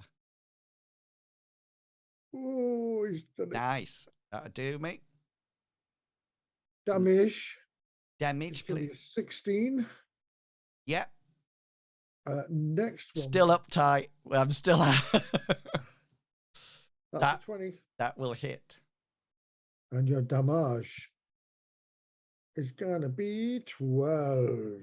And I'm gonna roar at this thing's back if it's facing the way. Yeah, it's down, it's dead, it's gone. So at that point, we will take our break, everyone. Thank you for bearing with us during that combat. We will take a 15-minute break, so that's 5, 10, 15, 5, 2. Is that all right with everybody? Players? Yeah. So we'll be back at 5 to 10 for the 5 to 9, sorry, for the next battle. Or what has Jennifer noticed? What has she seen? Is there something else? What is she cooking? What did she just see? A cleric mess up a whole load of spells? Or, did she set fire to a jungle? Who will know? Well, if you want to know, then have a break and then come back and see us in 15 minutes. Until then, enjoy your coffee and we will go. Let me do that. Dunk. For $1, that makes sense. Okay, we are back. Welcome back, everyone, from your snack break or whatever break you've had. And the party have just killed a whole load of weeds and weedlings, and some of them are little hanging on at death's door, looking at you, Ty, and some of them are absolutely fine and no issues at all. But Jennifer, we're going to pass over to you because you saw something heading towards the area. So by all means, let people know now. Jennifer would just yell out in a very shrill voice that I can't actually make with mine. She'd shrilly shout out to everybody, "Big thing coming." Try doing it shrill. Yeah. Inspiration points. So, Jennifer shouts. Saul, calm down. Yeah. Yeah, and then Jennifer, you're leading off the action, so you shout this. What would you like to do? I would like to then be running in this general direction, moving myself over if I can, trying to get out of the way and help people. If they look at where I'm screaming from, then they'll get an idea of where you should probably be moving, I hope. All right. Well, I guess I'll move. You're okay. Move away where you would like to go. Warwyck hears the cry and runs for. Hang on, Ty's up there. Perry, you'll still have your mirror images with you. I think you could move with concentration spells, I think, can't you? Mine, it's not concentration. No, I was sorry. I'm moving the hammer. Move. Yeah. All right, what move? Perry and Sol. Is that where you're going there? Yeah. Pericles is going to almost like run and get into these bush, and he wants to use a hide action. Yeah. Okay then. Sol, are you moving into the jungle? I'm moving into that bit of overgrowth, just over sort of like here. Yeah. Okay. That's for your passive perception or your perception check on me. I've torn a branch off a tree and I'm holding it in front of me. Anybody? I will hide too, because he has his mask of the wild that he gets from being a wood elf. Yeah, and even when you're lightly obscured, yeah. Okay then. Yeah. So do I roll stealth? Yeah. Let's roll that. And then that will match my passive perception. Okay. There you go. Nice. I'm just going to move you back slightly into the forest tie next to Sanctus. Everybody sees you. So you're next to Sanctus, but sort of like in the undergrowth. And I'm a tree. yeah, you are a tree. And at that point, out of the northern woods comes rampaging out, and at the last minute makes a leap and lands on the ground, and you can see the soil around this beast sort of like vibrate as it hits, and then it sort of like lets out, it opens his mouth, and there's a grab like that sound as this appears.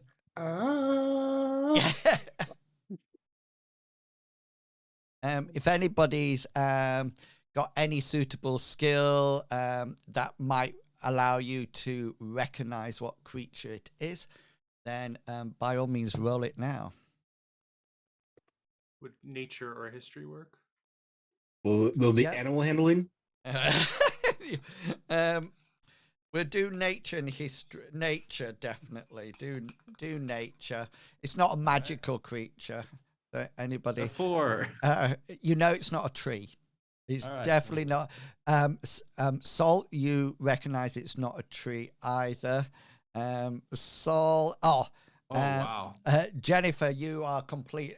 See, Ty, that is what it's like to be one with nature. You should learn from. Well, I'm also hidden in the grass, so the grass kind of, blocks my view. obscure the. Lay in the grass. Jennifer, you have heard of these. It's a bullet. A land shark. Yes. Yeah, I've dealt with them. Can't really set them on fire too well.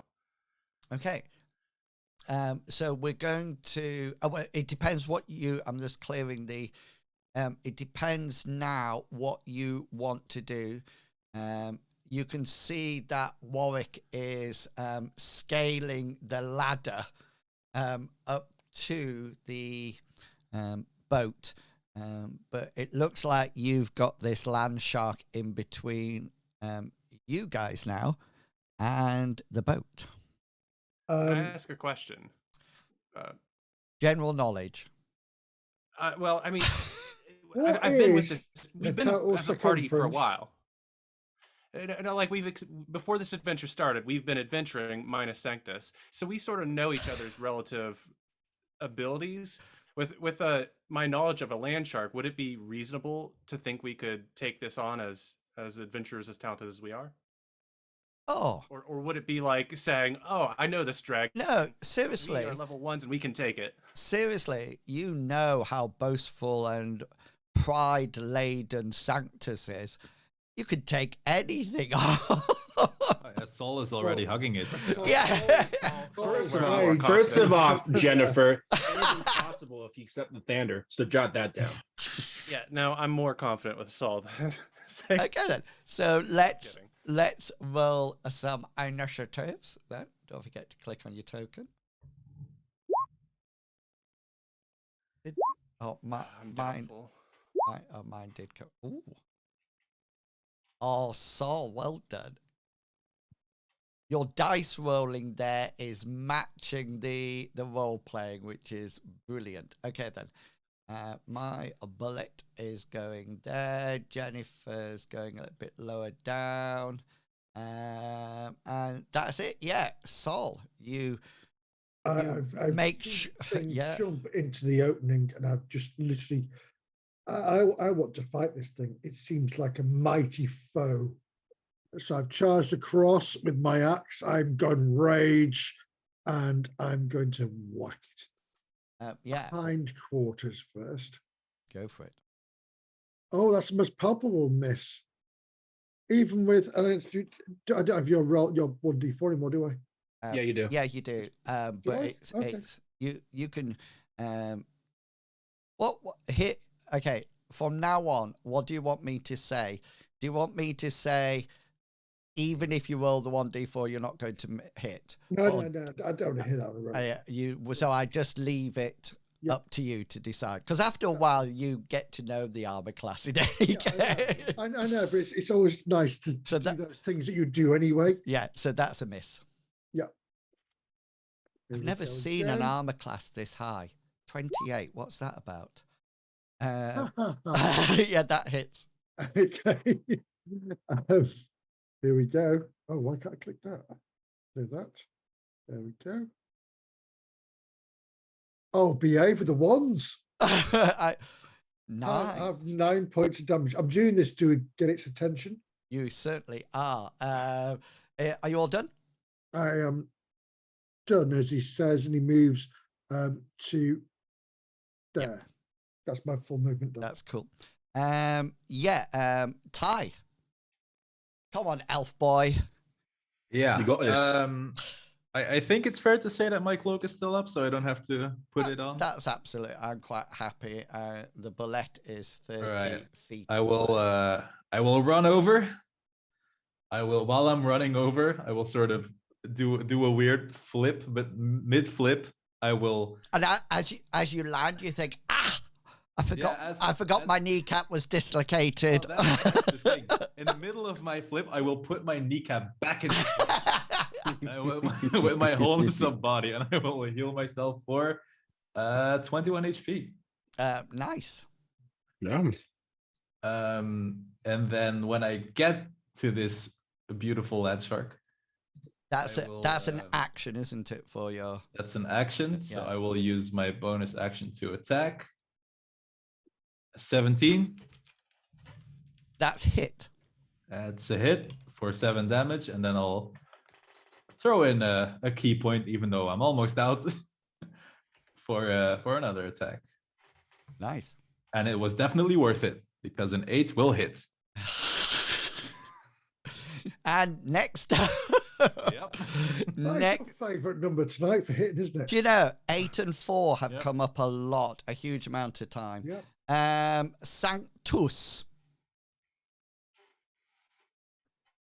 All right. Sanctus. Jennifer looks over and says, "Okay, then do something. Do anything. Yeah. do absolutely anything." He's gonna balm himself up and some beauty and some moisturizer, and he's gonna walk and make everyone feel nice and safe as he walks Cool. to right here. Yeah, so about 30 feet, I think. Yeah. So let me do Balm of Peace. Balm of peace. Bong of peace. So everyone gets 10 HP that I walk next to. Is that including the bullet? The what? The land shark. Land shark. No. People don't know And the is future. do you get it as well? I do. Yeah. That makes things a little easier for me. And is Sol in range of it? Do you have enough movement? I don't think I have enough movement for. Okay, sorry. Don't worry. Don't worry. Sorry, I Sol. don't need it. And by the way, if I need to transfer or we need to transfer HP, we can teleport. We can swap. And the second thing, I'm going to bring my phallic mace over here and attack the land shark. Is that the purple-headed one? It depends if you're colorblind. I'm definitely going to get a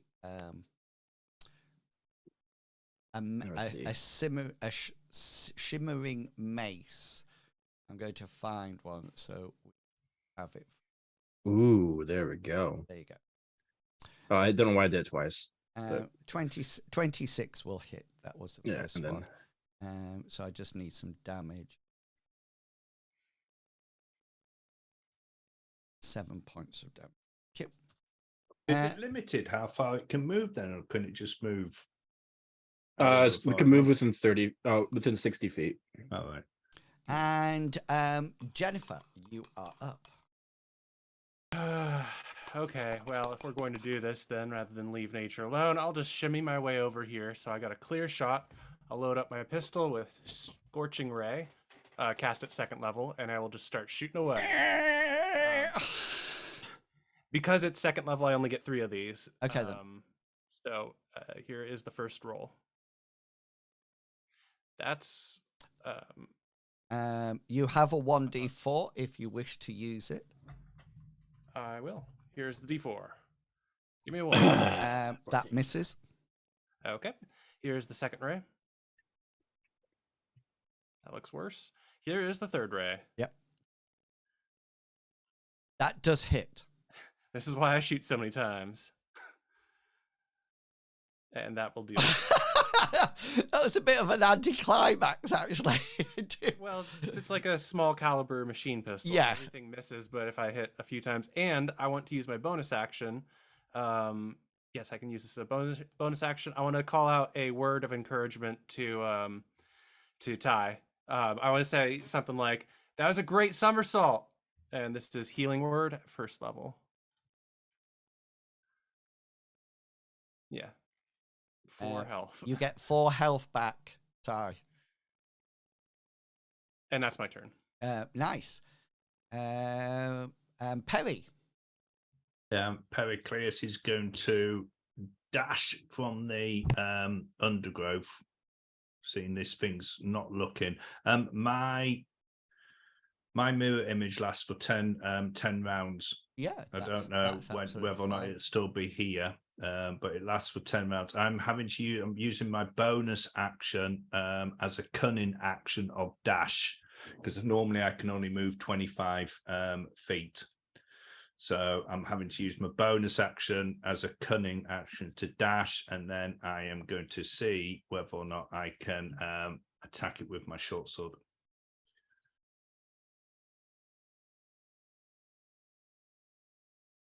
I got a 21. Yeah, that hits. Okay, for 19 points of damage. Nice. Yeah, and now it's my turn. So, so what happens is that the bullet, it doesn't need a running jump or anything like that. It can just do it from a stand. It launches itself in the air and lands like there. So let's do this nice and can I just say my cunning plan of telling you all that if you get too close to me that I will hit you worked. Worked to try. Worked. Okay then. So you can either roll a strength or a dexterity saving throw. It's your choice. Okay, it's your choice. And the DC is 16. All right. Well, I will. And those with 1d4 with building bond on. If they've will be used able to add 1d4. no, because they've Oh, used it this turn, haven't they? okay. Yeah, because we're still in that. So I'll be going for Dex because evasion. Yeah. Okay then. And I you're will be going for. Is it me as well? Do I need to roll? Yes. Yeah. All three of you. Okay, I will be using Dex as well for exactly the same reason as Ty. Yeah. And I would like to use my my inspiration before I roll. Yep. So it's just a normal Dex saving throw, is it? Yeah. Yeah.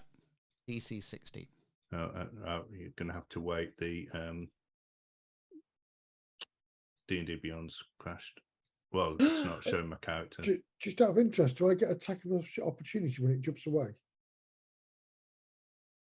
Yeah, you can do by all means. Okay. Dex, yeah. Yeah. Ouchie. So I got a 20 and a 21. So 21 is my. Okay then. So this just Sol, just do some damage for me. It won't kill it. So Well, you never know. A bloody one again. That's ridiculous. I know. But blame Matt. He started it off That's- rolling ones at the beginning of the game. You wrote you shit, Saul. I'm sorry. I'll Okay. refresh my roll 20 so I get a new Steve. Yeah. Okay. That's then. please. So I am going to roll some damage. Okay. And then you can take note of the damage, and then I'll tell you what happens if you succeed or fail, etc. So this is, I need 8 of those. 8 D100s. No, D10s. Okay, then. So this is the first lot of damage. This comes to you all as it lands in the center. So 14 points of damage is the first lot, but wait, because There's more. that's bludgeoning damage, and you also take 14 slashing damage as well. Okay, then. So on a successful save, the creature only takes half damage. So 14. So 14. So if you were successful on your save, you take half damage. Were you successful? Could I do my one? What's it called? The reroll thing. Inspiration. Can I do my one inspiration roll? Not now. Not now. Fine. Ty, did you win? No, you didn't. I failed, but because of my So you ability, take- that becomes a success, so I take half. Yeah, so you take half damage. So if you succeeded, you take half damage. But you aren't knocked prone. You aren't knocked prone. So I think this is Perry and Ty, but you are pushed 5 feet backwards as I land. Okay. That's making the save. That's so if you save, you take half damage, so 14. You're not prone, but you're pushed back 5 foot. Okay. If you have made, if you haven't saved correctly, you take 28 points of damage, and when you land, you are now prone on the floor. So you'll need to use a suitable action. I think that's right now, isn't it? That's spot on. Yeah. Okay. Yeah, you have to Seems use fair. half your movement to get up. Yeah. Okay then. Okay, so I made my save. So I would be taking half damage, but I've got evasion like Ty has, so I would take no damage at all. Yeah. Okay. Whatever. Yeah. Okay then. That's me on 4. Sol, we're coming back up to you. So Sol, you actually see the ground ripple out just like that thing, and Jennifer, you see this as well. I've seen this thing in front of me just rise up and jump. I also noticed that And I swung at it. Sanctus is still under it. So see my friend. I'm going to move to there. I'm going to roar in its face. And I'm going to go swing. Swingy time. Oh, 11. Let's do the 1d4 thing.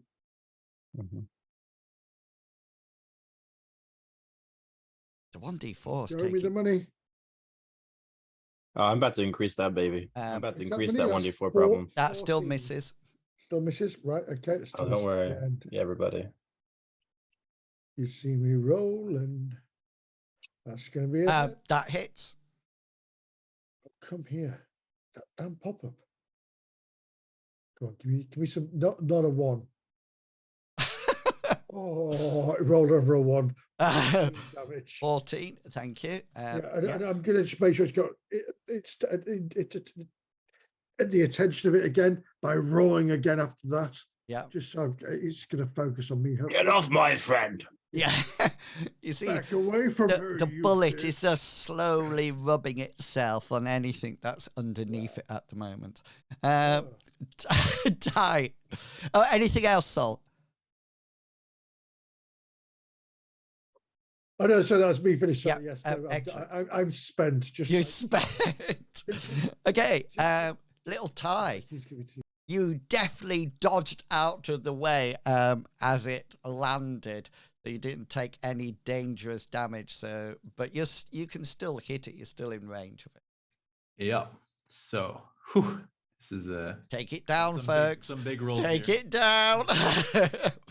18. Hits. All right, for 7 damage. And now I really hope that he fails this because I'm gonna turn that into a stunning strike. So he needs a DC 14 But con save. Beautiful. if I'm immune to stun. Oh, you don't. Then I guess I'm No, I'm not. How many of you suddenly panicked there? It's s- fine. It's just, Sorry, what do I need to do? A Constitution. DC 14 con save. Okay. I got 15. It's just come through to me, Damn. but you can. Just out of interest, my Constitution is 21, so I get plus 5 to my save. What was the DC? I got 15. Is that enough? Yeah, that's enough. Yeah. Me to 14. Anything else that you're going to No, whack at I'm me? still going. Yeah. I'm trying to at least. Well, 10 probably doesn't do anything. 10 doesn't do anything. All right, and then my bonus, one more attack. 12. That won't hit. Have you got your 1d4 on that just in case? Yeah, he can Oh yeah, do. 1d4. Just don't roll a 1. 14? 14 misses. All right, that's tie done Uh, for this round. That's Ty died. Not yet, but Yeah. that's at the end of the episode. Sanctus, Sanctus, Sanctus. You're prone, so you need to take half your movement to come up. and- Get out. Take half my movement, and I'm going to move over here. So I'm going to move. So right Jennifer, you here. see Sanctus crawl his way out from underneath Scurry this out. and come and stand next to you. Sanctus, don't do that. Actually, no, I'm gonna. You're gonna Yeah, take a I'll do hit. Balm of Peace as I get up, so that way I'm like, I must err myself. Yeah, And and then so at least do some healing on myself and Jennifer if she needs it. Jennifer's absolutely fine. She is Yeah, I totally. presume so. But I'm gonna actually do one other thing to make things nice and easy. Well, actually, no, I'm not gonna do Balm of Peace. I'm just gonna do another thing. I'll just stand up so that way I don't waste that. I'm going to roll do bless on all of us. Yeah. So what that does is essentially it's Just- extra 1d4 on the attack rolls, saving throws, Yeah. everything. If you But- got spell descriptions, popping them in the chat Yeah, really no problem. helps me, and then I can. I will display it. Okay. Yeah, then I've got it. So what's nice about bless is that it stacks with emboldening bond. So for those who have emboldening bond, it's going to be 2d4 to their saves or attack rolls, and you can do it as many times. It's not just used once per action. So who are you blessing? All of us. I mean, in this case, it would be 2 additional targets, so 3 + 2, so 5 people. Okay then. So all 5. Mm-hmm. All 5 of us would be blessed in this situation, which we can add 1d4. But to our attacks. there's 2 parries. All right. Well, There's I'm no. gonna. I don't think there is 2 parries because the other parry would have got destroyed on the area of effect spell that came down on it because it can't dodge or anything like that. Oh, I thought mirror images did exactly the same as you do. Hmm.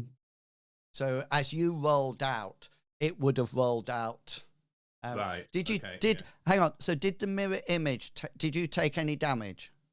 I didn't take any damage. Yeah. So the mirror image would have just mirrored your thing, so it'd be out. So can you do 6?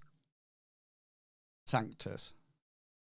No, I can. Well, in this case, I'm only going to do 5. I'm not going to do a 4th level slot. So who you So- casting it on?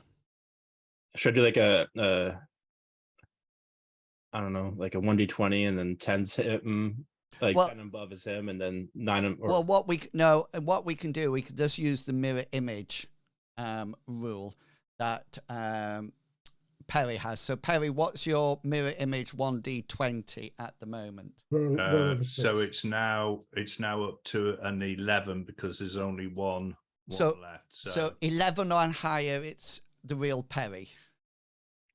Yeah. Mm. No, 11 or higher, it's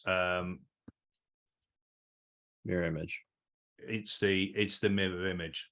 Okay, then. So that will actually hit you then. So that's bless. Anything else done, Sanctus? I know it's selfish. I know everyone's got hit, but I'm going to actually do a heal on myself really quick, so that way I at least stay in the. Is that a bonus action? Yes, bonus action. It's going to be. I'm going to do.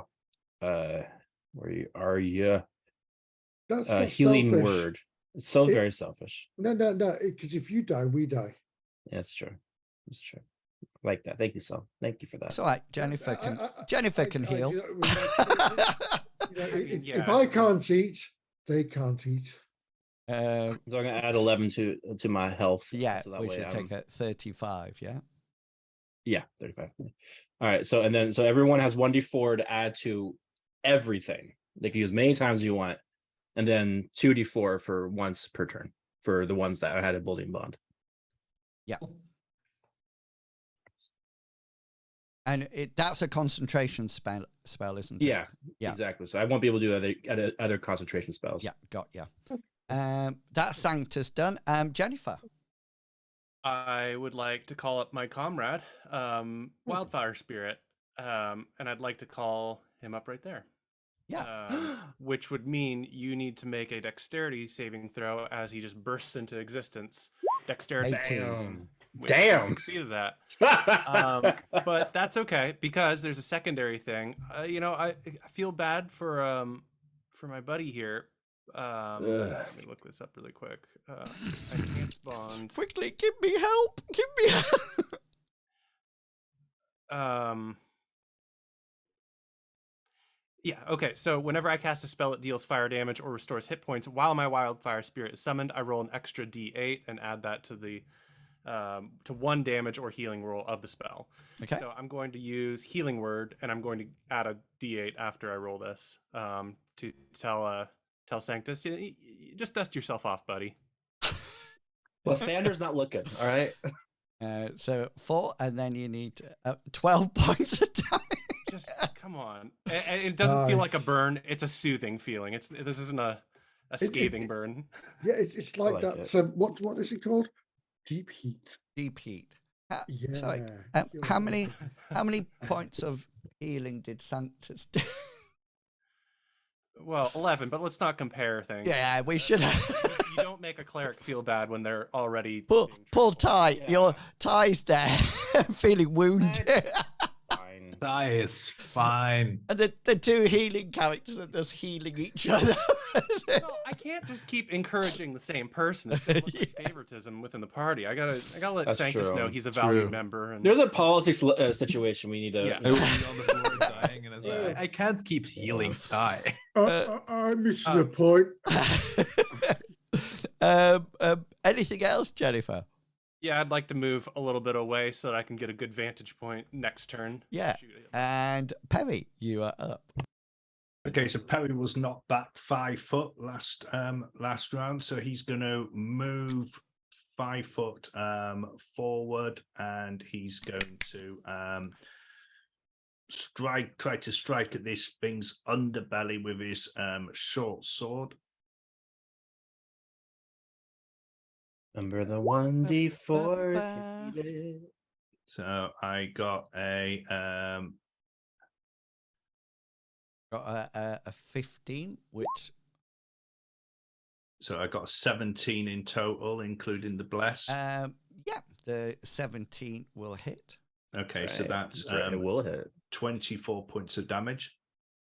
and that is enough to kill it before it jumps again. But I did notice, Sanctus, that you were out of the way when it jumped again. Yeah, I'm like sure I'm not making that mistake again. Do you know what would have been funny if it gone, I can't take a group. Oh, that guy's on his own.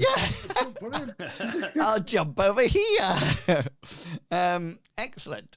So that allows you time to bandit. You hear Krux shouting from up above. It sort of like says, "Get on to the ship." Pericles is going to start heading over there at a run, just in case they've seen something that he can't see from where he is. So he's going to, oh no, that's the mirror image. He's going to head over there. He'll use any bonus actions to dash, so that he can get to the ladder. Sol's going to take a step to one side. He's going to look behind him and say, "Get to the chopper." I knew you were going to say Get to the ship. I knew you were going to say that. I'm going to wait till people have passed him before he heads. Oh, how gallant! How gallant! So yeah, I presume you're all going up to the ship. Yep. And once you're all on board, I think, is yours the last breath? It is, yeah. Yeah, sort of like goes up into space. You manage to reattach the tow line to the second ship, and everybody sort of like slumps down and no, sorry, ours is second wind. It's Grimzod's, that's the last. Thank you. Warwyck sort of like comes up and goes to shake hands with Krux, but then they embrace each other, and Warwyck says, "Don't worry about it, friend. Don't worry. It is behind us now." And there's maybe a slight tear dropping from Crux's eye. Pericles is going to look around and he's going to go, well, what are the other ships? So this is Warwyck speaking, and he says, "My efforts to create a coalition have been sadly unsuccessful. The faction of DoomSpace have little interest in battling the Xaryxis empire, which seems only a distant threat to them. They would rather fight among themselves. You saw for yourself how prickly the inhabitants of various worlds are. My peaceful entreaty seems to have maybe offended the plant life of this place. The only thing these factions seem to have in common is their hunger for ships, spell-jamming helms, and weapons, things I can't provide. War is everyone's native tongue here, and the ones most fluent in it are the McCains. I think that's how you pronounce it. The Blue Giants are making a killing by selling ships, helms, and weapons to the other factions in exchange for raw mineral resources. But all is not lost, because I've heard that the factions are in debt to a McCain named Vokath. He might be willing to help us for a price." Help us in what way? Well, he has various, shall we say, treaties that the factions owe him. He's been bringing up a nice set of IOUs. Maybe we can convince him to convince the factions to start, well, buying back into this coalition. How would we get an audience with this giant? We can easily do that. We just need to, well, go to his base and, well, ask him. So you're suggesting a classic case of we scratch his back, he scratches ours, and hopefully gets the other people to join us in the fight against the Xaryxian Empire. Then Seems the only thing that we can do. do you have a vessel? You think? I think you rode it on a small ship. Is that your vessel? Yeah, The one that's about 2 meters wide. that's it. That's my vessel, and he laughs at you. Ha! That's small. It's very small. He says, compensating for his massive wang. this is his, that's the name of the McCain. That is Vocaf. So we just have to convince this person to help us out, and using his political, upper handmanship when it comes to the rest of the galaxy here, we're going to probably be able to get what we want. Says, yeah. At the moment, it seems to be the only choice. Seems fun, guys. I think we can definitely do it.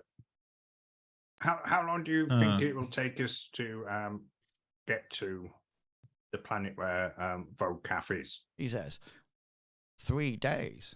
We should head off at as quick as possible. So just so you know, I'll just put you back onto the Doom space. So Vocav's Orcas base. You can see the names of the planets and moons. No. Well, I can't. I don't know whether or not anybody else. Right. So hence me clicking when you were saying, "Oh, that one's this one." That his base is one of the 9 moons that rotate round N. Okay. So what do you see? Where's N? I see that. I see you doing that. That was me. We've got the graphics. No, that all the speech bubbles are white. So this one here. Oh, okay, that's pretty accurate. Yeah, okay. You were actually whoever did that. Yeah, it was me. I'm following. I get it. That was good. Yeah, you did very well there. Well done. So yeah. So it'll take you 3 days to get there. So you can redo spells. You can have a long rest. You can replace any spells that you need to before you arrive at Vocaf's base. That's 60 hours more than I need. Okay, we're good. Spells have worn off by now, just so you know. I just wrote that. Good. I'm going to nick your characters from the place that the rocky plateau here. For anyone that needs it, I will before we I guess before we head off, I will start doing a prayer of healing just in case we need it as well. Oh, we have a long rest too. Yeah, I think we're good. Yeah, we've got 3 days of long rest, so should be. Yeah, you easy peasy. Easy peasy. You'll be fully prepped and up to. And these decks on this ship will be so shiny. They will be. You're doing a People will grand be sliding across them and breaking. Yeah, legs. and you're not putting cleaning in action. You're cleaning in progress. Sorry, there's That's right. none of that. No, Which seems a bit. It's cracking on health and safety out the window.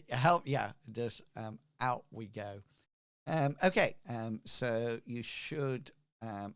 I'll move you back I'm to. gonna wash this crap right out of the. I'll move you back to the front sheet. Okay then. So As you, after 3 days, you arrive at Vocav's base, and there's several things that you notice. Hang on a minute. I just want to see, because I've got a picture for you.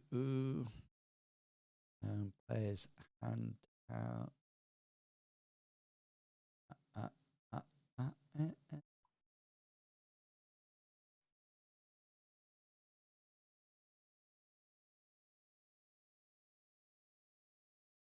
Okay. Ooh, that's Can you see it? scorpions and stuff on it. Mm. That's an evil person's base. Right. Okay, then. So I'll be describing what's there for you.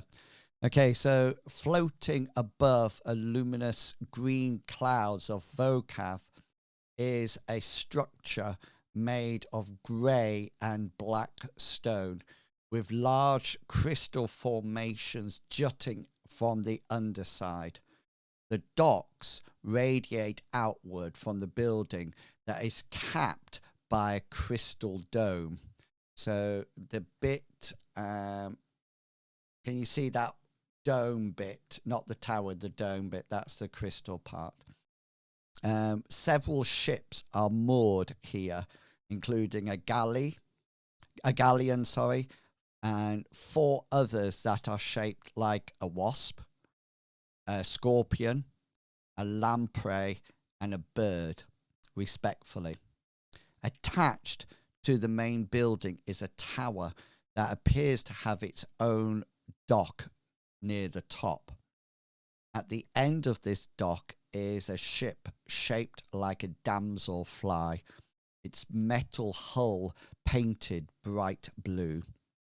Flanking this dock are 2 identical 40-foot tall statues, each of them depicting a thin, blue, well-dressed giant. You can just see one of those on the pictures. And as you get close, Warwyck points to him, to the statue, and says, "Well, that's Vocav for you, obnoxious idiot." Does it really say idiot, or did you change it? I changed it. I'm sorry, I just can't do it. I just cannot. I just cannot swear. So, yeah. All right. Okay, so Krux actually docks at dock 3 that is clear of ships, and you can then get off and start to go around the base. Okay, I'm going to move before we go, and when everybody's sort of like getting ready to disembark and start heading there, Pericles is going to say, I think it might be wise if we decide beforehand who it's going to talk to this Vocav. I'm pretty friendly sometimes, you know. Might get in. Well, no, I might get in a drinking game with him. Yeah, I like talking to people if they're friendly, but I do like a drink too. There's probably going to be some type of negotiation that's going to have to take place. Ty has been talking to our tree friend this entire time, so his sense of like conversational rhythm is completely gone. He's just used to very slow talking. Oh yeah, I think yes, I need. Yeah. Whatever. Mm-hmm. Well, I've been negotiating this entire time with Lathander to accept your sinners. This entire time, and honestly, I feel like I'm making headway. So I got some chops. I'm able to. I think I'm able to convince people to do things they really otherwise wouldn't do. And what are the Marcanes like with your with your race, Sanctus. Oh, right. Because I don't know racism. about all these politics within wild space, but I get the general impression that the astral elves in general, partly probably due to the whatnots that The are genocide going on and at the whatnot. moment, Yeah. destroying everybody else's planet so that you can continue to survive, has got a lot of people's backs. That makes sense. That makes sense. Unfairly, but it makes sense. What are the Marcanes like? I guess we should ask Warwyck what he imagines. He knows about this person. Does this person have a natural prejudice, even unfounded, against Astro Elves?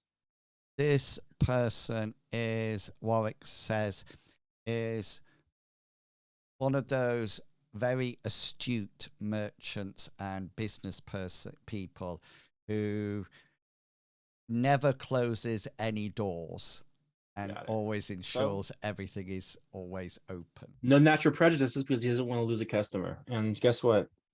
If anyone knows how to sell things, it's this guy. Specifically, the blessings of Lathander. It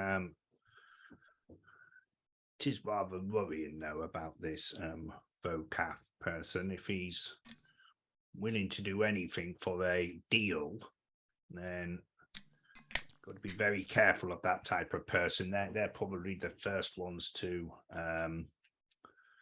throw you under the wagon wheel if they get a better offer. But I agree, Sanctus. You have done a splendid job so far in negotiating. And I'm just remembering Sanctus's persuasion roll earlier on in the game. You got one bad persuasion, but doesn't mean it's going to affect the others. Okay, and I got some stuff under my sleeve to make this a little easier for me and hopefully the group, as long as I don't do terrible rolls. Okay, then perhaps I can come with you and maybe. Well, I mean, we'll all be going, of course, but maybe give my 2 copper pieces here and there, and maybe help you in the negotiation. I think we can make this work, and I'm pretty sure this guy, just like everyone, enjoys the fact that there's an existing galaxy, and it's hard to not have an existing galaxy because it help us, say, destroy my kind's motives. Very good point. Excellent. Yeah, I think okay. we're agreed. Can you see the general layout that I've put you in? Yeah. Can you see the words and the numbers or not? No. Okay, then. So down here, I'll just ping for you. So this is dock 3. Yeah. Here. And the first thing, once you dock, there's a Githyanki guard here. You should be able to see. I've shared a picture with you. Mm-hmm. Not a lot of body fat. He's does a lot of. I think he looks like the Grinch.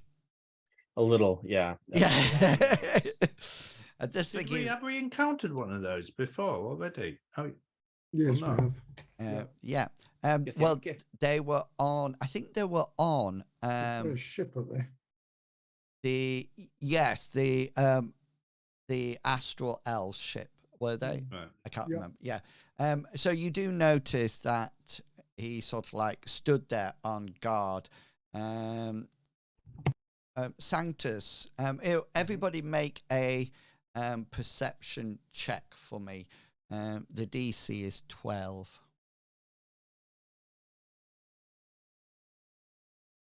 Oh, Ty, look at you. Big eyes. I'm obviously really distracted right now. You're sort of like looking in his eyes. So you notice that anybody who sees it, he notices that he seems to have some kind of tattoo on his hand. And you can't see what it is, but you can see there's definitely a tattoo there. Just where I'm pinging now, can you see that? Yep. Mm-hmm. So this seems to be a door, and inside these here seem to be tiered seats. going down and to this great area down here. Like an auditorium sort of place. Yeah, very similar. And yeah, so the GIF Yankees sort of like sees you coming off. I think this is you, isn't it, Sanctus? Are you taking the lead here? Yeah, I'll take the. So before we head off and everything, I just want to. So what are we trying to achieve all together as a group? I kind of huddling and making it like we're getting ready for a sports game in a distance game, which we definitely win. What's the mission? The mission is to offer something to Vocaf, a service that we can provide in exchange for him getting the factions to join together against the Xaryxian Empire, I do believe. Okay, and Yep, doesn't sounds necessarily about have right. to we provide something? Can't we just convince him on the fact that maybe without a galaxy, he won't be able to maintain his empire? Yeah, I think this that's is probably plan A, and then plan Yeah. B, is money. is Yeah. offer something, services. Yeah, I think no matter what, then yes, we do need to convince him. Can we Okay. make it so plan C is grabbing some astral seeds and throwing them into the black hole and see what happens? What now? Just if nothing works out, then we do that, because I really want to just find out what happens. You are quite away from the vortex at the moment, but as soon as you feel free to jump out at any time. I really want to do science with the black hole. It's definitely not a tree. I'd just like to put that out there. So Sanctus, you are leading the people off the boat, of the ship, is that right? I do think it's also Yes. important to realize that money isn't something, gold isn't something that this person's probably going to be interested in. So it's going to have to be something that other than gold. Okay.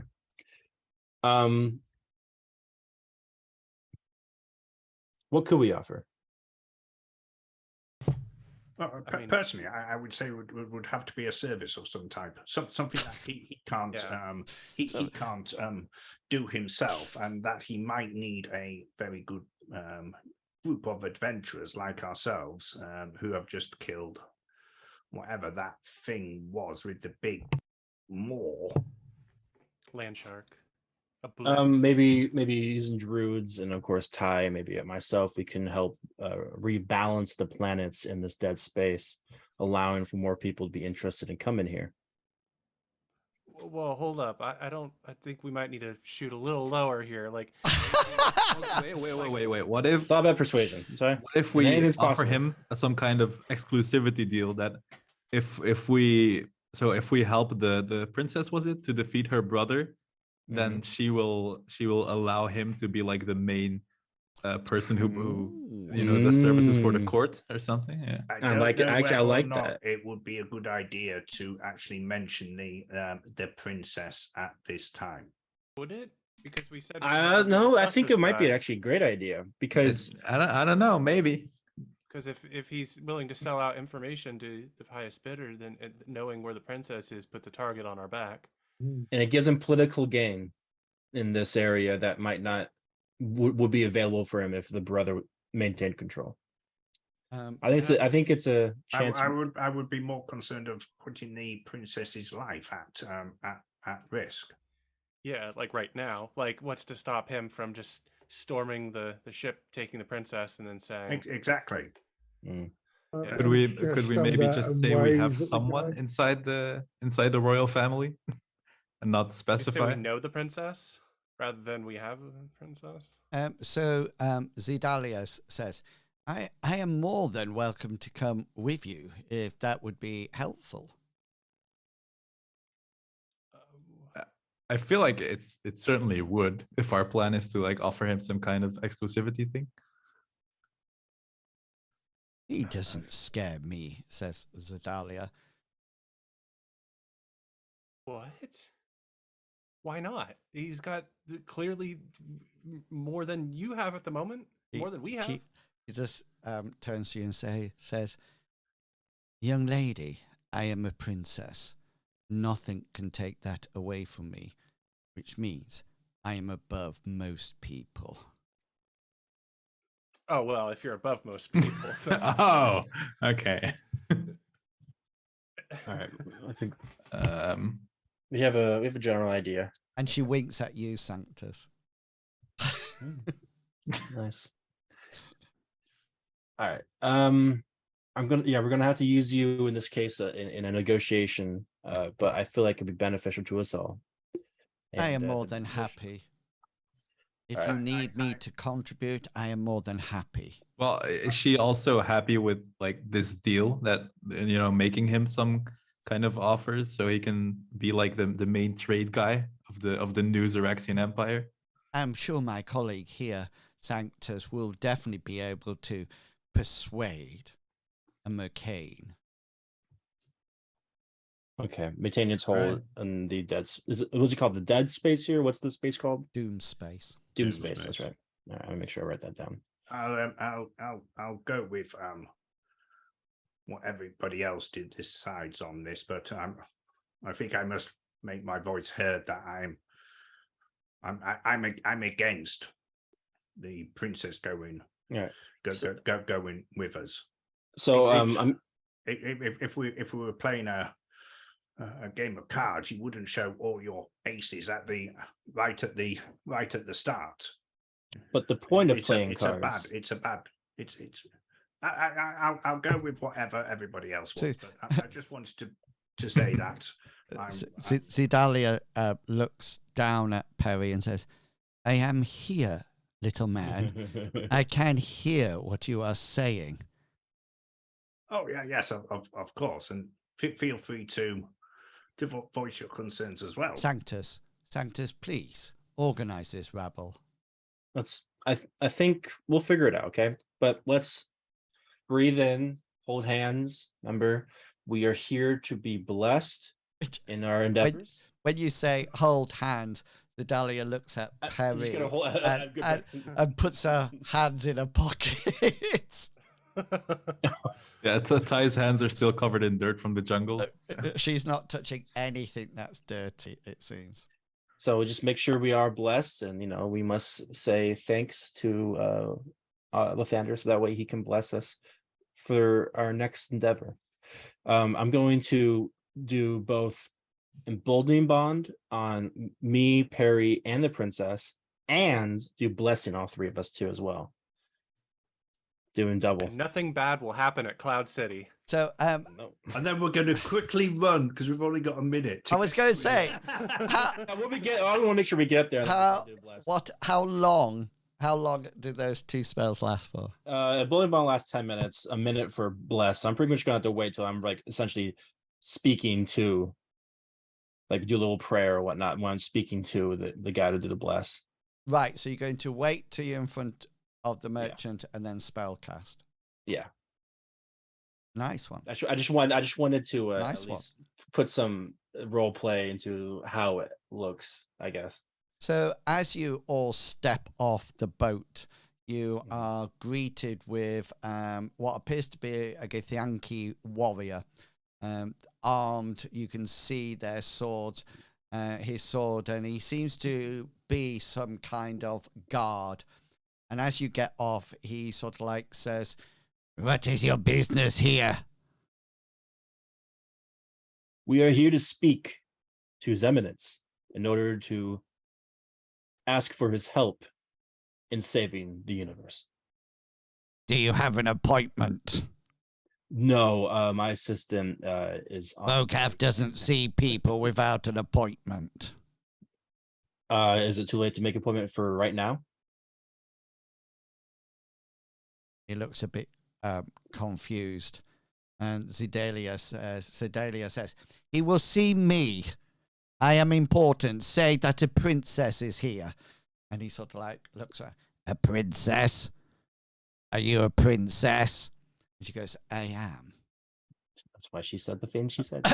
And he seems to go up to his hand and almost like talk to the tattoo that the people with the perception score saw. and he sort of like says, "There's a princess here to talk to Vocaf." And he says, "I will take you there," and ushers you around the balcony. You can probably see around this outside edge, yeah? Mm-hmm.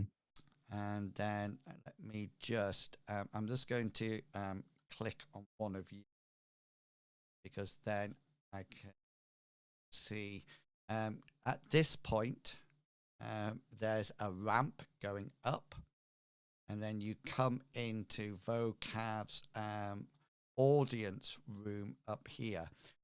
Just Sol and Sanctus, there appears to be something there at that point, just at the entrance, but if Yankee Guard waves his hand, and it sort of like opens. It seems to be almost like some kind of a force field or something like that. It's not like a fleshy membrane like it was in the other ship. No, it wasn't. Yeah, I know it was not that. And you see, let me just, I've got a picture for you.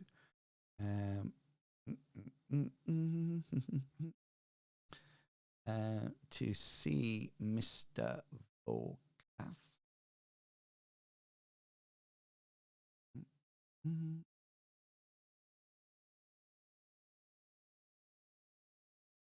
If I can find him, I'll show you it, and then I will read what he looks like. Right, so this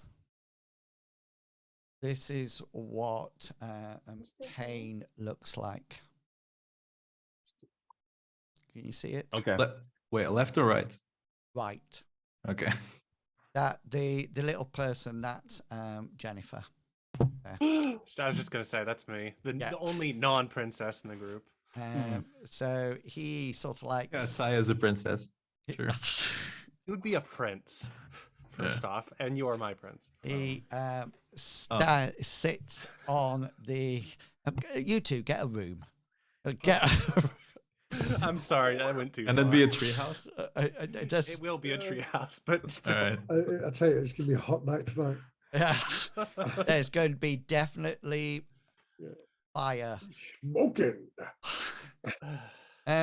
So as you walk in, and then we'll leave it at this point. As you walk in, you see this huge, blue, thin, frail, blue giant. He's slender, blue, and wearing regal robes, and sits on a throne flanked by 2 bodyguards, a battle-scarred Gif and a Gif Yankee with an eye patch. Both are clad in plate armor. And he, Vogav, sort of like takes a sip of his wine and looks up to you, all of you, and he says, "Well, I can't say you look particularly important, so speak and do not waste my time." And that is where we'll leave it for this week. We will pick up next time, coming straight to you, Sanctus, to start your talking. I'm just going to move you to the front. So you're we kill this guy and take over his whole platform. Yeah. We wear his skin. Yeah. We become him. Okay. So forever and ever. Well done, people. Just to let you know. Shoot a kill, shoot a kill. What's that? Oh, there's Klingons on the starboard bow, starboard bow. Captain, beam me up. Yeah, it's worse than that. He's dead, Jim. So, yeah, we'll start off here. You can position your characters however you wish. And Darth in the chat says, "Well done, adventurers." You haven't got to the dangerous combat that I'm worried about yet. So just so you know, I thought you might have got to it tonight, but luckily we haven't yet at all. So yeah, well done everyone. We're definitely well on the way to hopefully forming a coalition and actually then taking revenge on the astral elves. So yeah, thank you everybody for coming along and supporting the stream. We really do appreciate that, especially since we are a new D&D 5th edition group, so I hope we did well. I'll just ask the party if there's anybody wants to advertise anything. You can go first, Mr. Medivac. Oh, sorry, yeah, Call of Cthulhu or Trail of Cthulhu Monday. What's the difference? Slightly different system. Oh, right. Yeah. One's more linear, the other one seems like, vague and just mostly just like yelling things. Yeah. If you look at your videos, I posted quite a scary moment last week. Yeah, that's 7:30 or 7:30 this week, and then 7:30 on Thursdays are D&D 62 episodes. Wow. Going against a big bad, and I'm a complete utter moron. No, sorry. Moron. Yeah, moron. I can't cast any spells as my warlock because I'm stupid. I have to say my favorite scene in Call of Cthulhu was when the party was in Victorian London, and there was a scream outside, and they went outside, and somebody had been impaled on the iron railings, and there was a picture as well. Oh yeah, I was coming graphic. You need to look at the clip I posted on your. I will do. Discord. I will do. I'll definitely will. Mr. Pickles. Yes, I have a podcast. It's on Apple Podcasts, Spotify, and Anchor FM. It's called And I Took That Personally, and it's just me and my friend Brad talking about movies and then taking it way too personally. The latest episode from this month, it's been out for like 2 weeks now-ish, is a town called Panic, French stop-motion animation, where, well, we talk trash on people who dislike it. So a lot of my friends who listen to the podcast have sent me messages. It's not that mean, but... yeah. Are you getting hate mail? Well, vague more death than threats. usual. Yeah. I just had to Ouch. say it. I'm not stupid because I dislike the movie, and that's not really the point. But yeah, so it's my most controversial episode yet. Excellent. Or whatever that's worth. Everybody's out there now typing in. I'll put the link in the chat for everybody. Yeah.